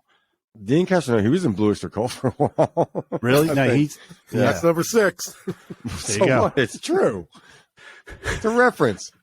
It is. Jesus. It's all incestuous music. All roads lead to. So we don't know who's okay. going to be in the band, but we All know right. it'll be Arnold Pennell. We know it'll be Who the Neil. fuck is Arnold? Who the fuck is Arnold? He's the Pennell? singer. He's the singer from the yeah. Philippines. Okay. Is Neil Sean going to be there? If he gets His paid by band. Jonathan Cain, Jonathan Wait, Cain wait, may wait, take him wait. off the payroll. Jonathan Cain. So it's Jonathan Cain and Greg Rowley at the same time? No. No. See, So right now Rowley it's just- left, and yeah, So now Journey's Greg Rowley, who has not been in the band in 50 years. yeah. So if he comes back, they're going to have to do a lot of that stuff more, which is better music anyway. So They have to call it Journey Junior or something? Or is it, No. Journey Generations. They'll do like a 3-hour show, all the There you stuff. go. And Perry Okay. will be front row center. He'll be loving it. I would watch it on television. Hey, I saw Journey in 1979. They were good. He did. They He were did? good, Yeah. man. Wow. He saw them with Ainsley Dunbar. That's who I saw was on drums, really. wow. Yeah. Yeah. What year was that? 79. Where? Ainsley Dunbar. I was Yeah. with loving, touching, squeezing, kissing, jumping, drinking, and humping. Well, Did you see them I at don't that know. big giant stadium show, Perry? Yeah, I was I know there some- at yeah. the football stadium. Yeah. Was that the The same Steve Miller show as Band? Boston? No, Boston? it was first up. I remember was, that show. First up was Journey. No, first up was Mahogany Rush, Frank Marino. Oh, And it was wow. called Frank Marino and Mahogany Rush then, Yeah. I think. Yep. Then it was Journey, who were really good. I enjoyed them because I knew nothing about them. They sounded really good. Hmm. And, of course, then it was Ted Nugent gobbing on the stage. And with his then it tail. was hanging What was down. his big hit then? Was it Wang Dang Sweet it Poon was Tang? it was Wango Zitango, I think, was Scream Dream. yeah. Did he introduce his 15-year-old wife? Oh, I don't know. It was just Oh. ridiculous. His leaping and cavorting about the stage, on top of the amps and whatever. how many frets did his hands move on the neck? Five. Five frets. We're going to That's get in it. big trouble here. 5 frets. That's it. Fuck that. I'm Yeah. not worried. He's a hack, And then, of course, Aerosmith was the Oh. headliners, closing act. And I've told you guys This was before. 79, Perry? 1979. But they were all Joe fucked Perry up. played the whole That'd be show with his bad. back to the audience Mm. because Oh, he was right, pissed right. off at Steven Tyler. And it was the last show of their tour. He quit the band right after it. Wow. Shortly after, yeah. And started the Joe Perry Project. Let the music do the talking. Yeah, I kid you Let not. the When I music say he do played the whole the show with talking. his back to the audience, I'm not kidding. He really did. Yeah. I saw Yeah. that He's an too. artist. I saw the Kinks, and Ray Davies came out and said, "Sorry, we're late." They were an hour late, and he said, "My brother's being a bit of a see you next Tuesday." He made he said the English word, and then Dave played the Trumpet. show with his back to the audience, and he was sitting down for part of the show in front of the amp, just like this. I'm like, I got pissed. I was 15 years old or 16. I'm like, you got Yeah. 20,000 people here to see you. Yeah. If you're having a fight with your brother, just turn around. We all paid, Well, yeah, but I don't know. It's an English thing, isn't it? Well, obviously not with Aerosmith. Also, even though the Kinks were kind of a scruff band in a lot of ways, they were pampered a lot. All these bands were pampered. Yeah, So, yeah. not that they don't deserve it, whatever. That's not the point. It's Well, your Chateau in the south of France. The Kinks. Maybe they didn't have to tour America. I don't know. Remember they had the visa problems when they before Lola broke and all that stuff. Well, there was a period of time when the Kinks couldn't tour, which they would have been very beneficial to their career in our country. to their I English think that sound, yeah. I think the 80s were that they took advantage to make money because they had give the people what they want. They had State Great of Confusion records. with coming to, and Those are they great were records. filling. Yeah. Yeah, they were, and they were I filling think so. arenas. Yeah. And so why not just do it? They also proved, they've also proved after all those years that they were still a great rock and roll band. Absolutely. Like rock and roll. I remember seeing this guitars, bass, documentary on drums, and a Lemmy. keyboard.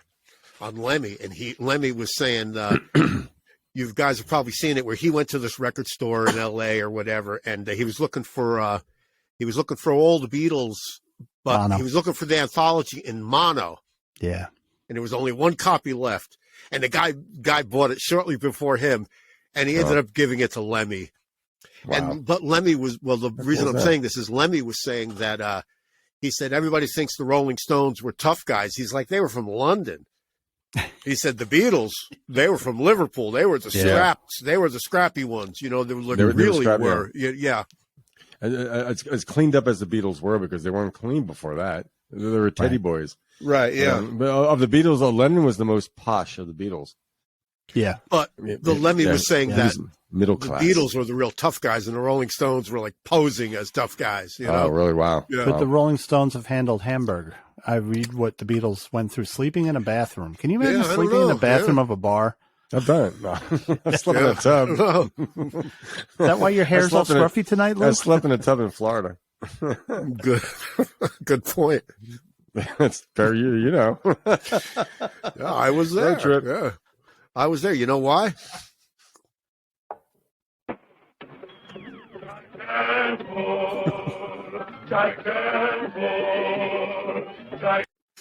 When are you going to get Battle of the Planets for me? I don't know, but I got this. I have this cut from Pulp Fiction. Oh, trust me on this. You've made a mistake. He's a good kid. I understand you're hot. You're super fucking pissed. We're all real emotional. But Reservoir you're Dogs. barking up the wrong tree. Reservoir Dogs. Yeah, Yeah. you're super That's fucking Harvey pissed. Keitel. I am going to watch that this week. I have it on DVD. I haven't seen it in like 30 years, so I'm going to Yeah, me watch too. it. Yeah. Yeah, it's a bloody movie. My favorite Throughout. Quentin Tarantino movie is still Jackie Brown. Jackie Brown's my absolute favorite. What's the other one I have to see with Perry? We were talking about this last night. American Once Upon a something. Time in Hollywood. Once Upon a Time in Hollywood. Yeah. I know. Great I know. movie. I Great don't know movie. why I And haven't then- seen it yet. And then go get the paperback that Quentin wrote a couple of years later, because you're gonna is like so much more of that story. He wanted it to be like Kill Bill. He wanted it to be 2 movies, and they wouldn't let him do it. I didn't see Kill Bill either. I don't like Oh, those that's another movies. good one. I don't like No? those Kill Bill movies. No, nope. I I think I tried to watch one and didn't like it. He was doing that, that Japanese or those Anime. those what are they called? Those karate movies or Kung Fu movies. yeah, those kung fu movies. Yep. Hateful Eight was a good one. That was Hateful a really Eight was good really good. Yeah. one. Yeah. You know, remember the Kung Fu TV series? Yeah. Right. That and the $6 million Man were the two most boring shows I've ever seen.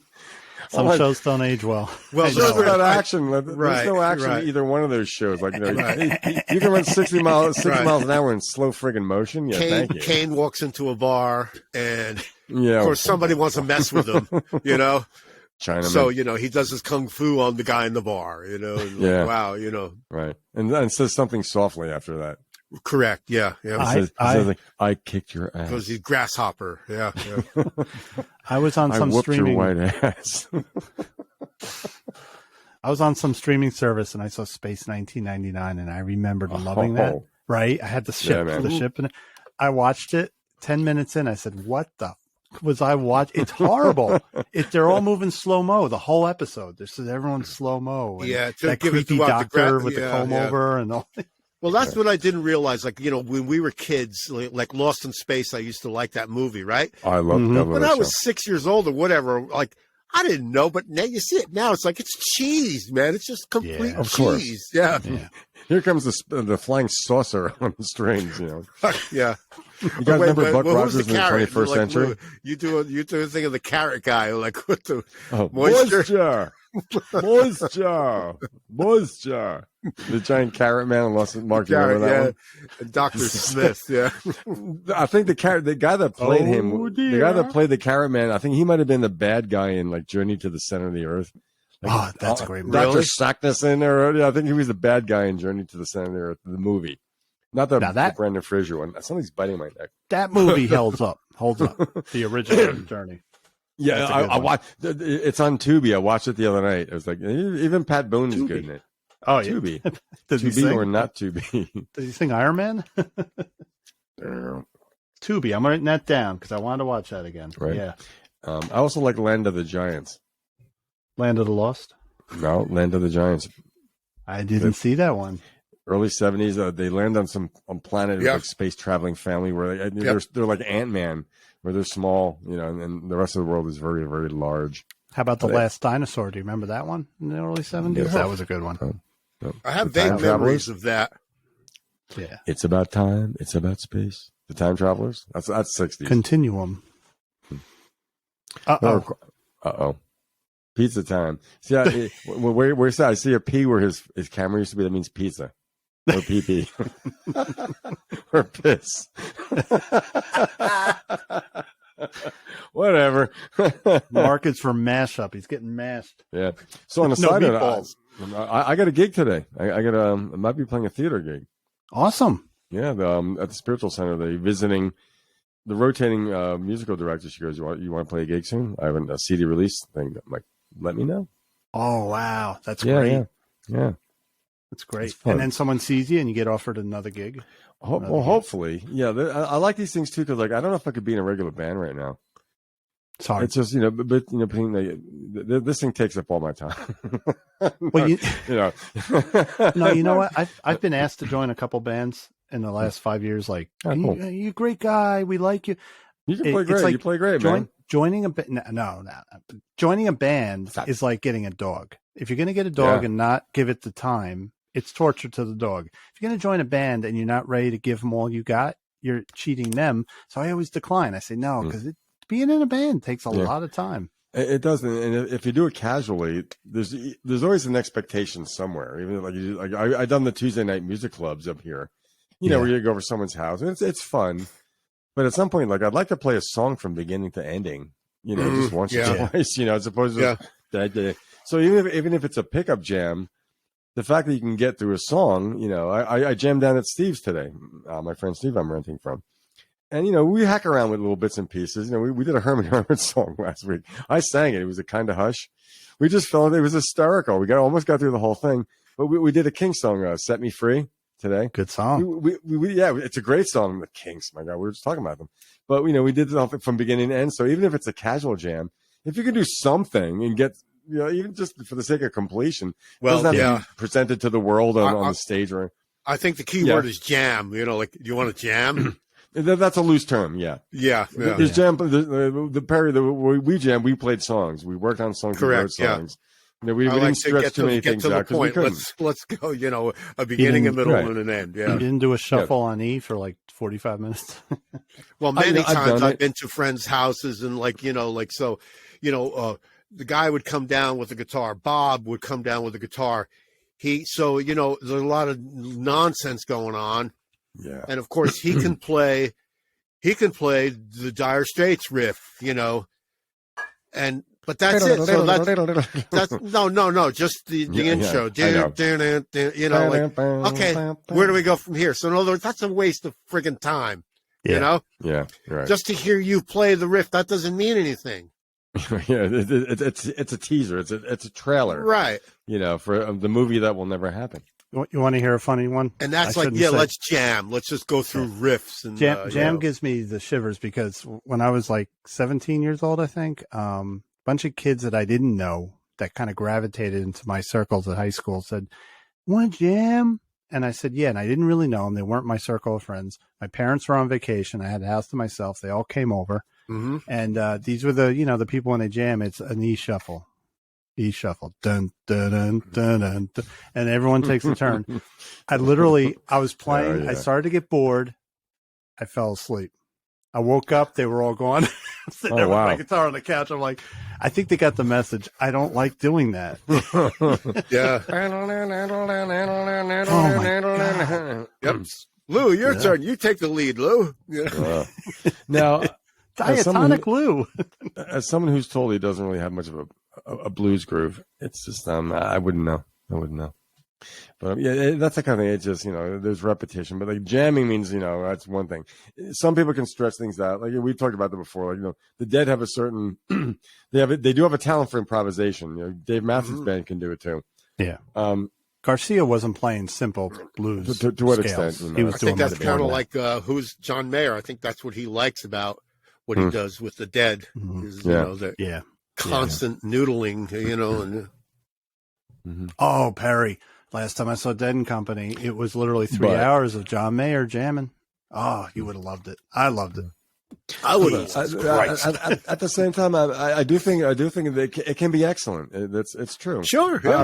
I've seen some jams. I've heard some things on the radio, and a couple of them were the Dead, where I'm like, they hit that groove. They hit the groove. Well, if you're going to jam, space, right? It's meant more for. I think it's meant more for live music for me. I think than recorded music. But if you're gonna jam long, you got to get a little jazzy. You can't just stick to blues. It's got to be something different. Otherwise, you're gonna fall asleep. You know. And I've heard some Clapton recordings, unofficial, from the '70s that put me to sleep because he would just do a blues jam for 14 minutes. And I don't know how they stayed awake. You know. Yep. And also, I will say, as an accompanying musician, you know, you can do things. You can either play totally straight and just learn to get into the groove, you know, or you can play around a little bit. I've done both, you know. Yeah. But yeah, that's the thing too. It's like, you know, after a while, like anything else, after a while, like one thing about some of the like Grateful Dead or Fish stuff, you know, the drummers, percussionists get a chance to add things to the music, like that Terrapin Station song I heard, where it's extremely percussive, and I thought the drumming was amazing. I really do. And I'm, you know, I'm not a detractor, but I'm not a fan. But I'm like, as a musician, I was like, that was really, really impressive. It was cool. Like best thing that Clive Davis did when he signed him was to I forget the label they were on. What was the label Clive Davis owned? Oh shit, Columbia. But yeah, no, Arista. Arista. So when they signed to Arista, that he was 20% owner of that. Yeah. So they signed to him with Shakedown Street, and he said, "No, you're right, Blue Terrapin Station." And Clive Davis said, "You got to get a producer in the studio because he knew there was something there, but you had to get someone else in there." And Keith Olsen pushed him to that, you know, to what they needed to be. And Lowell George pushed him. Yeah. Lowell George too. That's right. Yeah. So I was right before he died. Then, what year Terrapin Station was that? 77. 77, and Shakedown Street was 78. Two great albums. Yeah. That's a good song, Shakedown Street. I like that. Wow. Yep. When I got my envelope filter, that's the first thing I did. I said, cool. There went disco in that record. Yeah. Now, Scott Mitter says that Terrapin Station is a very slick period for them. It was. It was slick? Okay. Are there any other songs besides Terrapin Station that are on that record that I might know, or we might know? Yes. The one that almost sounds like a reggae song. Why am I not remembering the name of it? You know it. You've heard it on the radio. I think I know what you're talking about. You know what? Does Bob Weir sing it? Yeah. I know the song. I can't think of the name of it. Here we go. Ready? Yep. Yeah. I like that one. They say that I'm not musical enough to understand rhythms. They say that's an insane rhythm. Whoops, sorry guys. Who says that? What's that? No, it's the rhythm on the drums. There's some weird time signature on that. It's very strange. And I don't understand time signatures, but it's a very unique sound. It's sort of reggae Afro-Caribbean, but you know, it's not for the song that you heard on the radio. It's not unfollowable for like a non-musician, I think, given the fact that it's got a weird rhythm to it. Like there's something, I'm not going to say catchy, but followable. That shows the genius of Bob Weir songwriting versus Jerry Garcia's. That's a Bob Weir song. It's definitely different than that's where the two of them are great writing songs in the band. Jerry Garcia could never come up with a song like that, you know. I have a trivia question. Oh, yeah, I can lose. Oh, cool. Trivia. What rock group's fans... Heavy and trivial. Is it about Miles Davis? I'll win. What rock group's fans, you know, like Jimmy Buffett fans are called Parrot Heads, right? Mm-hmm. Taylor Swift fans are called Swifties. So what rock band fans are known as Spuds? Devo. It's Devo, yeah. Oh. Yeah. You're living in your own private Idaho. No, that's not even them, is it? No, that's some other group. That's not them. Well, how the hell did I get that? I don't know. It was a guess. Good guess. You guessed right, yeah. Do you know what Kansas fans are called? Wheatheads. No. Wheatheads. I like that. You're just a wheathead because they're from Kansas. That's all you got out there. You know? So, wait, what is the origin of Devo's fans being called Spudheads? Oh, I don't know. Did they have a potato head thing? It was something. I'm sure they did something sometimes, and or no, somebody had said describing their music or something. I don't know, but Devo fans are known as Spuds. So Swifties are Taylor Swift fans, right? Yeah. I like Parrot these heads spuds. are, of course, Timothy B. Schmidt was the one, right? We spoke about that, how he dubbed them. No, Timothy B. Schmidt coined the term parrot heads. He dubbed them parrot heads. Yep. Yeah. And who else? What else is out there? What else is out there? I as like far as, sports. My son is a Arsenal Football Club fan. He's a gooner. I love that one. You're That's just great. a gooner. No, okay. Well, what is the original one? Or something. the original what? Deadhead. The original name that people use for people who are into a certain thing. Deadhead? Like similar to Deadheads, but what were I think the original one's Trekkies. Oh, yeah. Oh, yeah. Trekkies. Right. Okay. Yeah. Star Trek. Right. The original Star Trek. Yeah. But Yep. followers of There's- bands or, right. like. There was a beer festival in Asheville called Brewgrass. It was held at McCormick Field, which is the baseball field. I used to call it a Star Trek convention for beer geeks. So, like, what would followers of Billy Joel be called? Jolies. Joelies. Piano men, Pianists. Captain Jacks, Right. Yeah, that's a good one. Oyster Bay. Oysters, Oyster heads, Oyster boys, like in Bluester Colt's Subhuman. Right. Oyster boys are swing for me. So I wonder what Zeppelin thing. Love You know it. what I mean? Like you could just Yeah. come up with these things like I think a Zeppelin would be like a Zepp head. Zepphead, yeah. Zepp heads. Yeah. Yeah, Would Styx fans be Robotos? No. babes. I think it'd be called Babes. babes. Babes.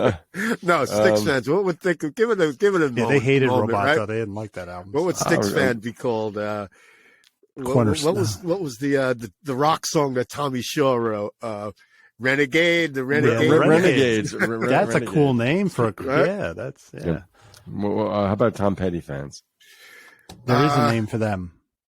There is a name. My uncle told me because he There's a followed proper Petty. name. Yes, he followed Petty since Mudcrutch. He knew about them in Florida, and he told me, and I can't remember. And he proudly considers himself that. Really? Oh God, I'll look it up. I'll get back. A torpedo. No, it comes from something early on. A in his career. refugee. A refugee. So what Maybe would something with swamp in Frampton it. fans be called? Like the Frampton Camels. Camel heads. Careful. I'd walk a mile for a camel. Yeah. Doobie Waz.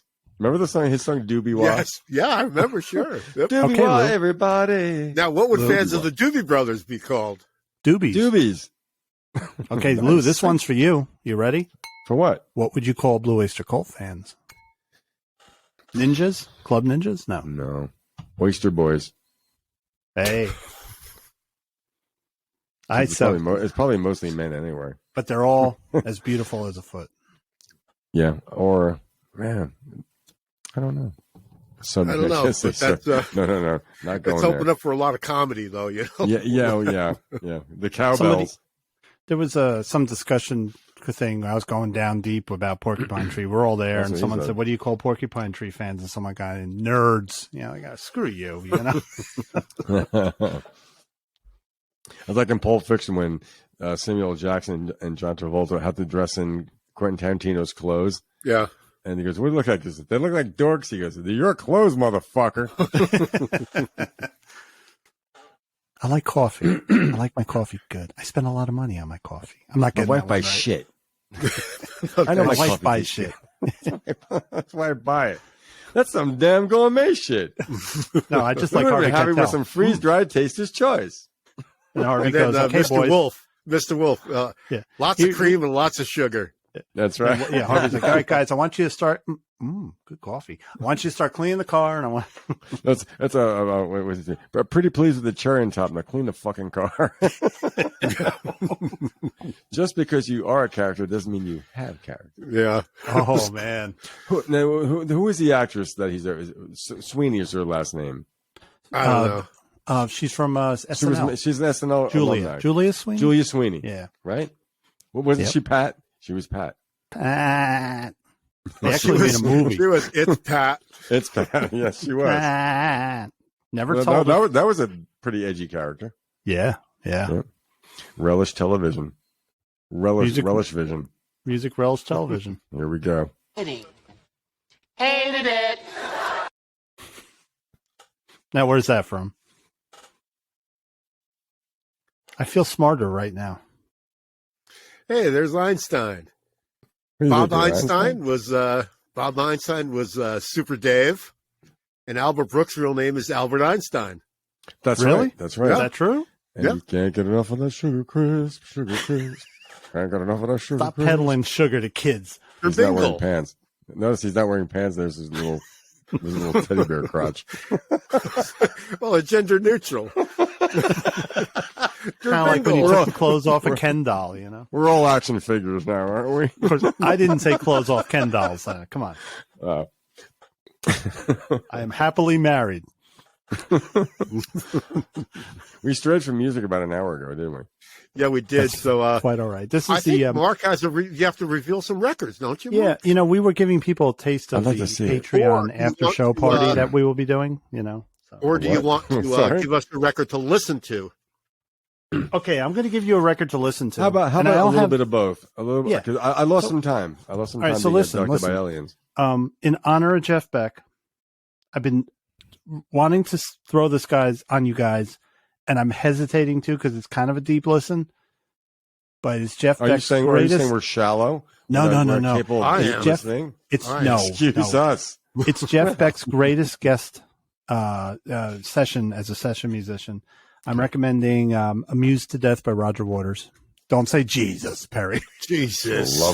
For the love of God. If you, it's seriously, it's 75 minutes. If you want to take 2 weeks, because it is kind of I would recommend pulling up the Wikipedia write up on it to see, what the songs and everything. But it's a Roger Waters album. Can so you pick something else? You want me to?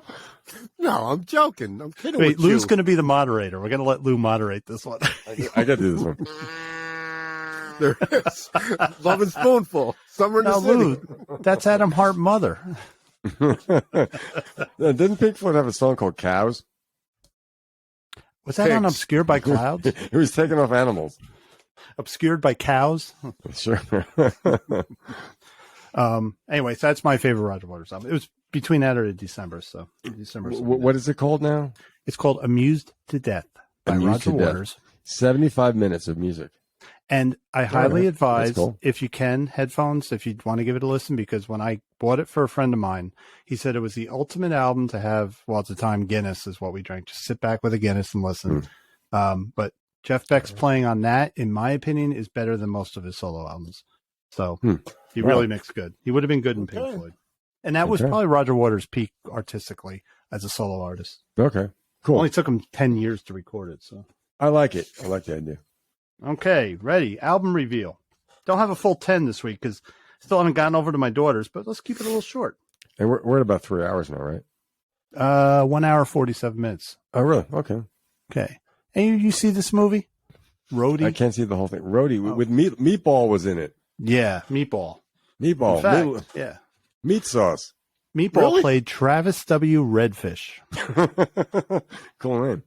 And there were some great names in it. What did the W stand for? Oh, what? I don't know. I'm just wondering. Whatever. Random. Whatever. Some great names in the movie. Alice Pooh cares? Redfish. BB Muldoon. Lola Bulabasi. All right, but what about the record? What's on Corpus it? C. Redfish. It also starred Deborah Harry and Blondie. And, Wow. Anyway, Hank Williams Jr. was in it. The low points. Anyway, so yeah, it's got great. It's kind of like reminds me of the soundtrack to that movie Times Square. Remember that movie in '79? Yeah. It's kind of the same thing. It's got like live tracks Is it from good? bands, alternate stuff. Cheap Trick has a song in it called "Everything Works If You Let It." It's a great song. It's a double album. Styx have a live cut on it. I love this album. Never saw the movie. I just from the pictures, it looks like it's a bad movie. So Art Carney's in it. Yeah, I don't think it was reviewed well. Nah. But yeah, good soundtrack. I think that came out like in the mid '80s, like the time of Porky's and other things like that. Yeah. So, of course, there's no date on the back. Was this movie? Was it a teen sex romp? I think it was about roadies just about, and you know Hollywood would get that totally wrong, and I missed your joke, didn't I, Lou? Yeah, you did. I was being sarcastic. Son of a bitch. What Okay, else you next got? up. You ever heard of J.F. Murphy and Salt? Never. No. Great. And if the back of the album, they actually have some Irish musicians, music, Irish instruments on the back there, pipes. They were an Irish rock band. I like this album. This was the origins. Like, it's one of the first bands to have bagpipes and rock. Now it's all the rage with Dropkick Murphys and all that stuff. But Big Country. these guys were early on. Big Country And it had was- guitars that sounded like bagpipes. Yeah. And Yeah. it's on, if you look, it's Arista Records, that funky label with the butterfly. Yeah. Looks like That's Electra. You mean Electra? Electra. I'm Electra. sorry. I'm really screwing up. I was thinking the Doors. All right. the Doors. Yeah. What year did that album come out? And is there anything other info on it? A producer we might know? 1972. What county are they from? And it was produced and engineered by Eddie Kramer. Eddie Kramer. There you go, man. Of Jimi Hendrix fame. This one was recorded actually in concert at the University of Hartford in Hartford, Connecticut. Wow. I like Wow. it. It's fun. It's a lot of fun. I bought it at a garage sale. I just saw the Irish thing. And I Okay. said, let me try.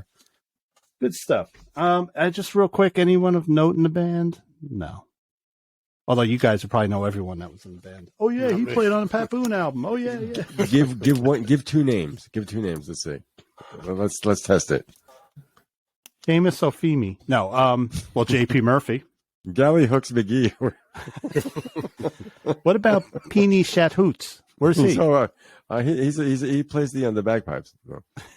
Ron Allard, George No. Christ, Wow. Bob Paiva, Joe Perino. Now that name shouldn't be in the band. Joe Perino. How you doing? And Russell Warmoltz. Wow. No. I love that last name, Warmoltz. Great. Mr. Warmoltz, can I go to the bathroom? Welchmans. Okay, I got a Concept. 12-inch. Remember these 12-inch singles that I Sure. loved because they cut the grooves wide? It's Sinead O'Connor with MC Light. I Want Your Hands on Me. I love this. This came out, I think, before Nothing Compares to You. I'm pretty sure. It's a great album. Great song. I see 3 Ball in the side pocket. I bought it at Sam Goody for $4.99. The sticker, the Sam Goody sticker is still on it. Better late joke- than never. That joke went right over my head. The Sinatra group from it. Oh my God. All right. Okay, I got another bootleg on here. Only because my dear friend Kevin Collymore, rest in peace, Kevin, the biggest Who fan I knew, and taught me everything I know about The Who. This is The Who live at LA Forum, Thanksgiving Day, 1973. It's a mess. It's all over the place, and I love it because that must have been chaos just seeing The Who in the early 70s. You didn't know what you were going to get. A Thanksgiving Day gig in America. Yeah. So every person there was drunk off their ass. And Pete probably said, oh, it's an American Thanksgiving- holiday. I could get shit-faced. Thanksgiving is the biggest drinking holiday in America. I work in the business. I know it's the biggest drinking holiday of It the is. year. More Yeah, than tell me about Christmas, it. right? Yeah. There's a certain drunk called Thanksgiving drunk. Just like Well, there's a combined certain- with the turkey, it makes you Yeah. loopy. and beer and wine and resentments. And there's also a drunk called Myrtle Beach drunk. They're very similar. Well, I'll tell you That what, was the good only time Myrtle I've ever Beach mixed drunk. beer and wine in my life is Thanksgiving. You start the Absolutely. day with beer and you go to wine at night. you know? You're fighting your brothers on the front lawn after dessert. Yeah. No politics. No politics. I do know, I haven't listened to it in a long time. It sounds like shit. That's why I'm also glad that artists are releasing their own concerts to avoid this shit where we got ripped off, you know? Mm-hmm. But I noticed, like, in between a lot of songs, Pete's just screaming at the audience, and all you can hear is, that oh, fuck, yeah, fuck, you know, and so I don't know. Wow. It's good, though. And the last Yeah. one, I only have 5, is Mark, what year was that? 73. So that's early. That's They were on before top of the world in Quadrophenia, 73, weren't they? right? That would be the Who by That's numbers, right? I think maybe? so. With Squeezebox, right? Yeah, maybe. You know, I like Squeezebox. I always did. I love that song. Is it stupid? Is that a You stupid mean the song? song? I love Yeah. the lyrics. Yeah, it's a No, fun it's song. good. Yeah. Sweet. I thought that was a Who pop song that I really liked because I like the big stuff, But I always thought that was something like, that was like a single, Yeah. I'm not familiar with the Who by being Numbers. paranoid. And he plays But I've banjo heard- on it. Yeah. I'm not familiar with that album as much as I should be, but I've heard that it's got some of their most introspective lyrics because they were kind of hitting middle age at that point, or they in their minds they were. They really weren't, but So, but it's interesting songs on it. Marianne with the Shaky Hand. They were playing that in '73. They do a lot of Quadrophenia. This could have been the Quadrophenia tour, and they do Good Lovin'. I thought Quadrophenia was like 75. No, that came out 73? before Who by Numbers. 74 was the album, I think. Yeah, because Who by Numbers was 75. Yeah, I remember. Okay. I remember seeing the movie "The Kids All Right," and Yeah. who was I the love one that flipping movie. gold records in the air and blasting them with the shotgun. John Entwistle. Right. Yeah, And he's Whistle. like, now that we're old now. He was 31. He's like, now that we're old now. Yeah, really. 30 years later, we're all talking about this shit, In reality, their livers and lungs were like 60-year-old men. Well, his heart was the size of a basketball. Well, Keith Moon, yeah. Well, yeah, and Whistle too. Come on, the guy died at the age of 57. He died at the Hard Rock Cafe Hotel, and that's pretty rock and roll. 57 with a heart condition. Did you ever see the picture taken on the night he died? No, Sniffing no. coke. He's sitting because the couple that gave him the coke, he's sitting at the table with him, and literally he's like this. He's like smiling. You never see Entwistle like that, so he did a lot. Bugging out. Well, Too old to be doing it, man. I read about him as a bass player, and he is considered one of the greatest bass players of all time. In rock and roll, he's in the top 3, top 4 all the time. Still, Yeah. Thunderfingers. The best sound that I think that they got of him, the live recordings that they recorded, especially for Kids Are All Right, where they were in Shepperton Film Studios. If you watch the movie, you'll see performances of them at that time. So I've seen it. It's been decades. Yeah, they got a fan club crowd in there, and they did a concert, and they used about 5 of the songs. That's got the version of "Won't Get Fooled Again" is the best, but his bass on that one, whoever recorded because he uses a couple of fingers. And whoever did the recordings got Entwistle. Get his bass. Pete's, you're going to hear him. Get it. And he is probably my Glenn wife. Johns. Could have been. And there's a DVD of that whole concert at Shepperton Film Studios. I got it. And it's great to watch. I mean, they were just, Pete was drunk. He was drunk off his ass. But anyway, the last one, I should have brought this up last week, but Jeff Beck with the Jan Hammer Group live. Came out in 79 or 80, I think. This was all the musicians when I was in school. All the kids' older brothers had this album. Like, yo, man, check out Jeff Beck with the Jan Hammer Group, man. Yeah, Jan he Hammer's covered a one lot hell of of ground. Jeff Beck covered a lot of ground. Yeah. He was considered part of the the avant-garde. I remember, my older brother had. Yeah.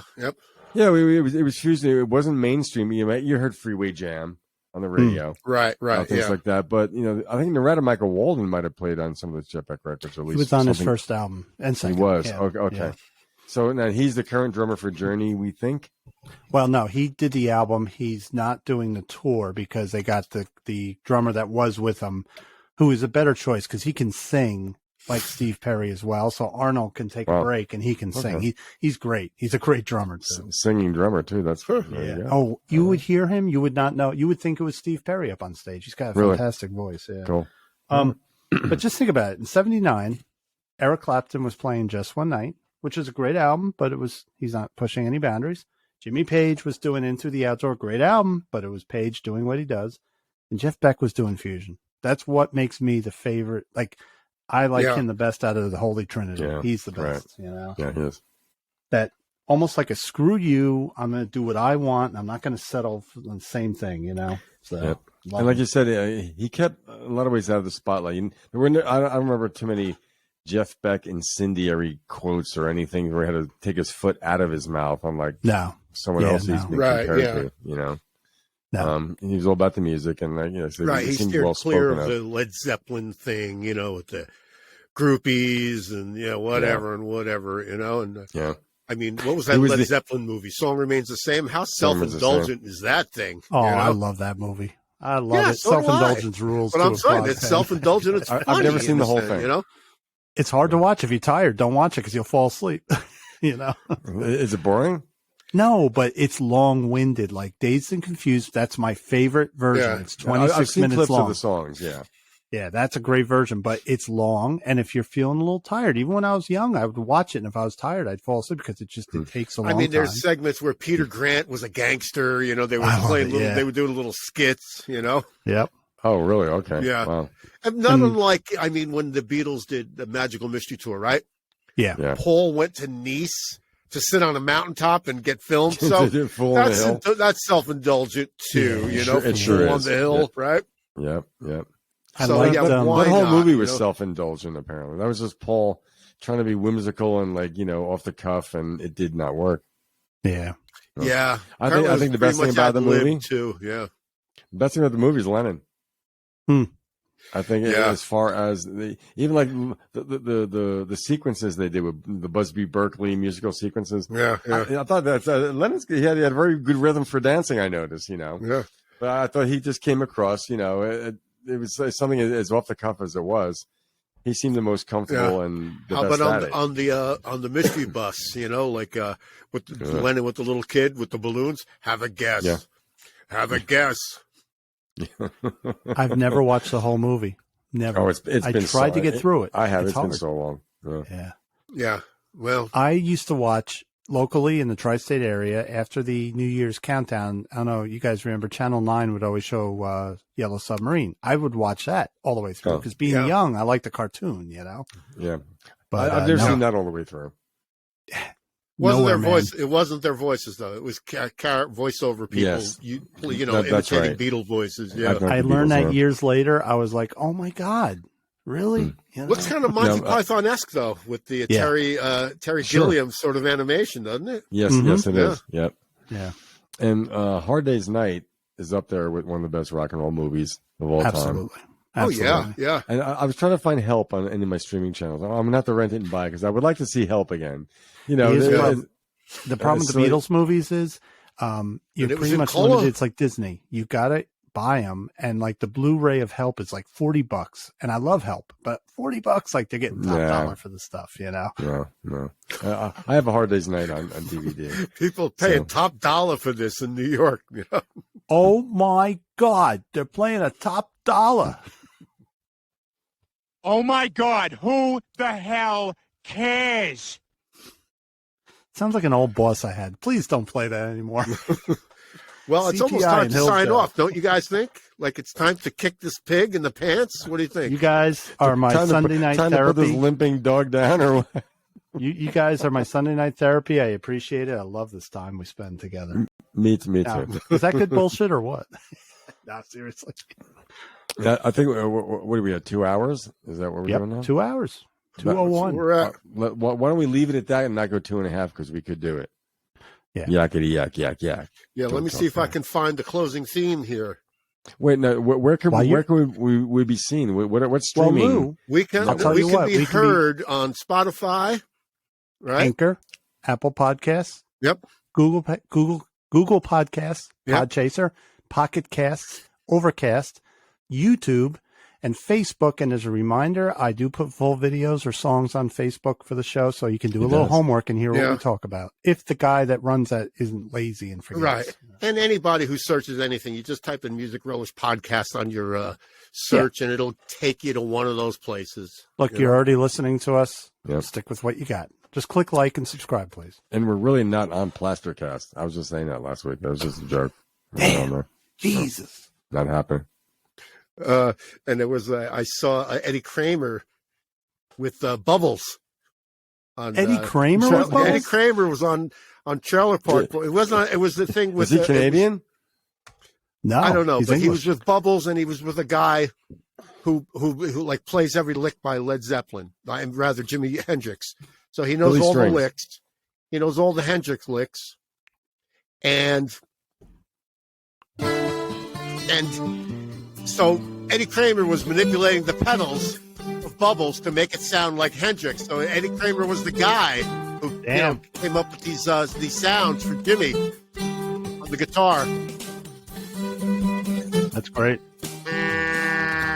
Here it is.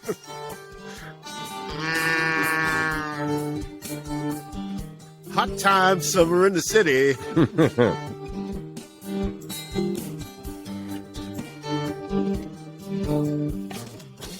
Who are you, Einstein?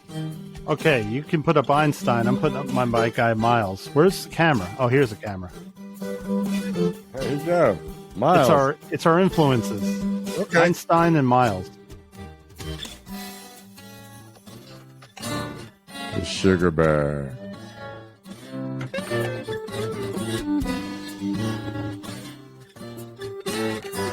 Mickey Mouse. I think you should record the whole guitar part over again, Mark. See, that solo needs to be re-recorded. Who's playing all that noodling guitar? Oh, he sucks. Who's doing that constant noodling? It could have been a little more focused. Had the producer help me.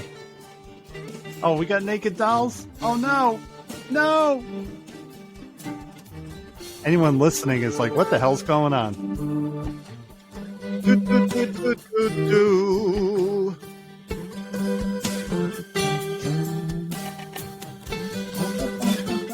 We are Music Relish Podcast. 1, 2, 3, 4, 5. 1, 2, 3, 5, 4, 3, 2, 1. Here we go. It's time to say goodnight. Now it's time to say goodnight. Good night. Bye-bye. Bye-bye.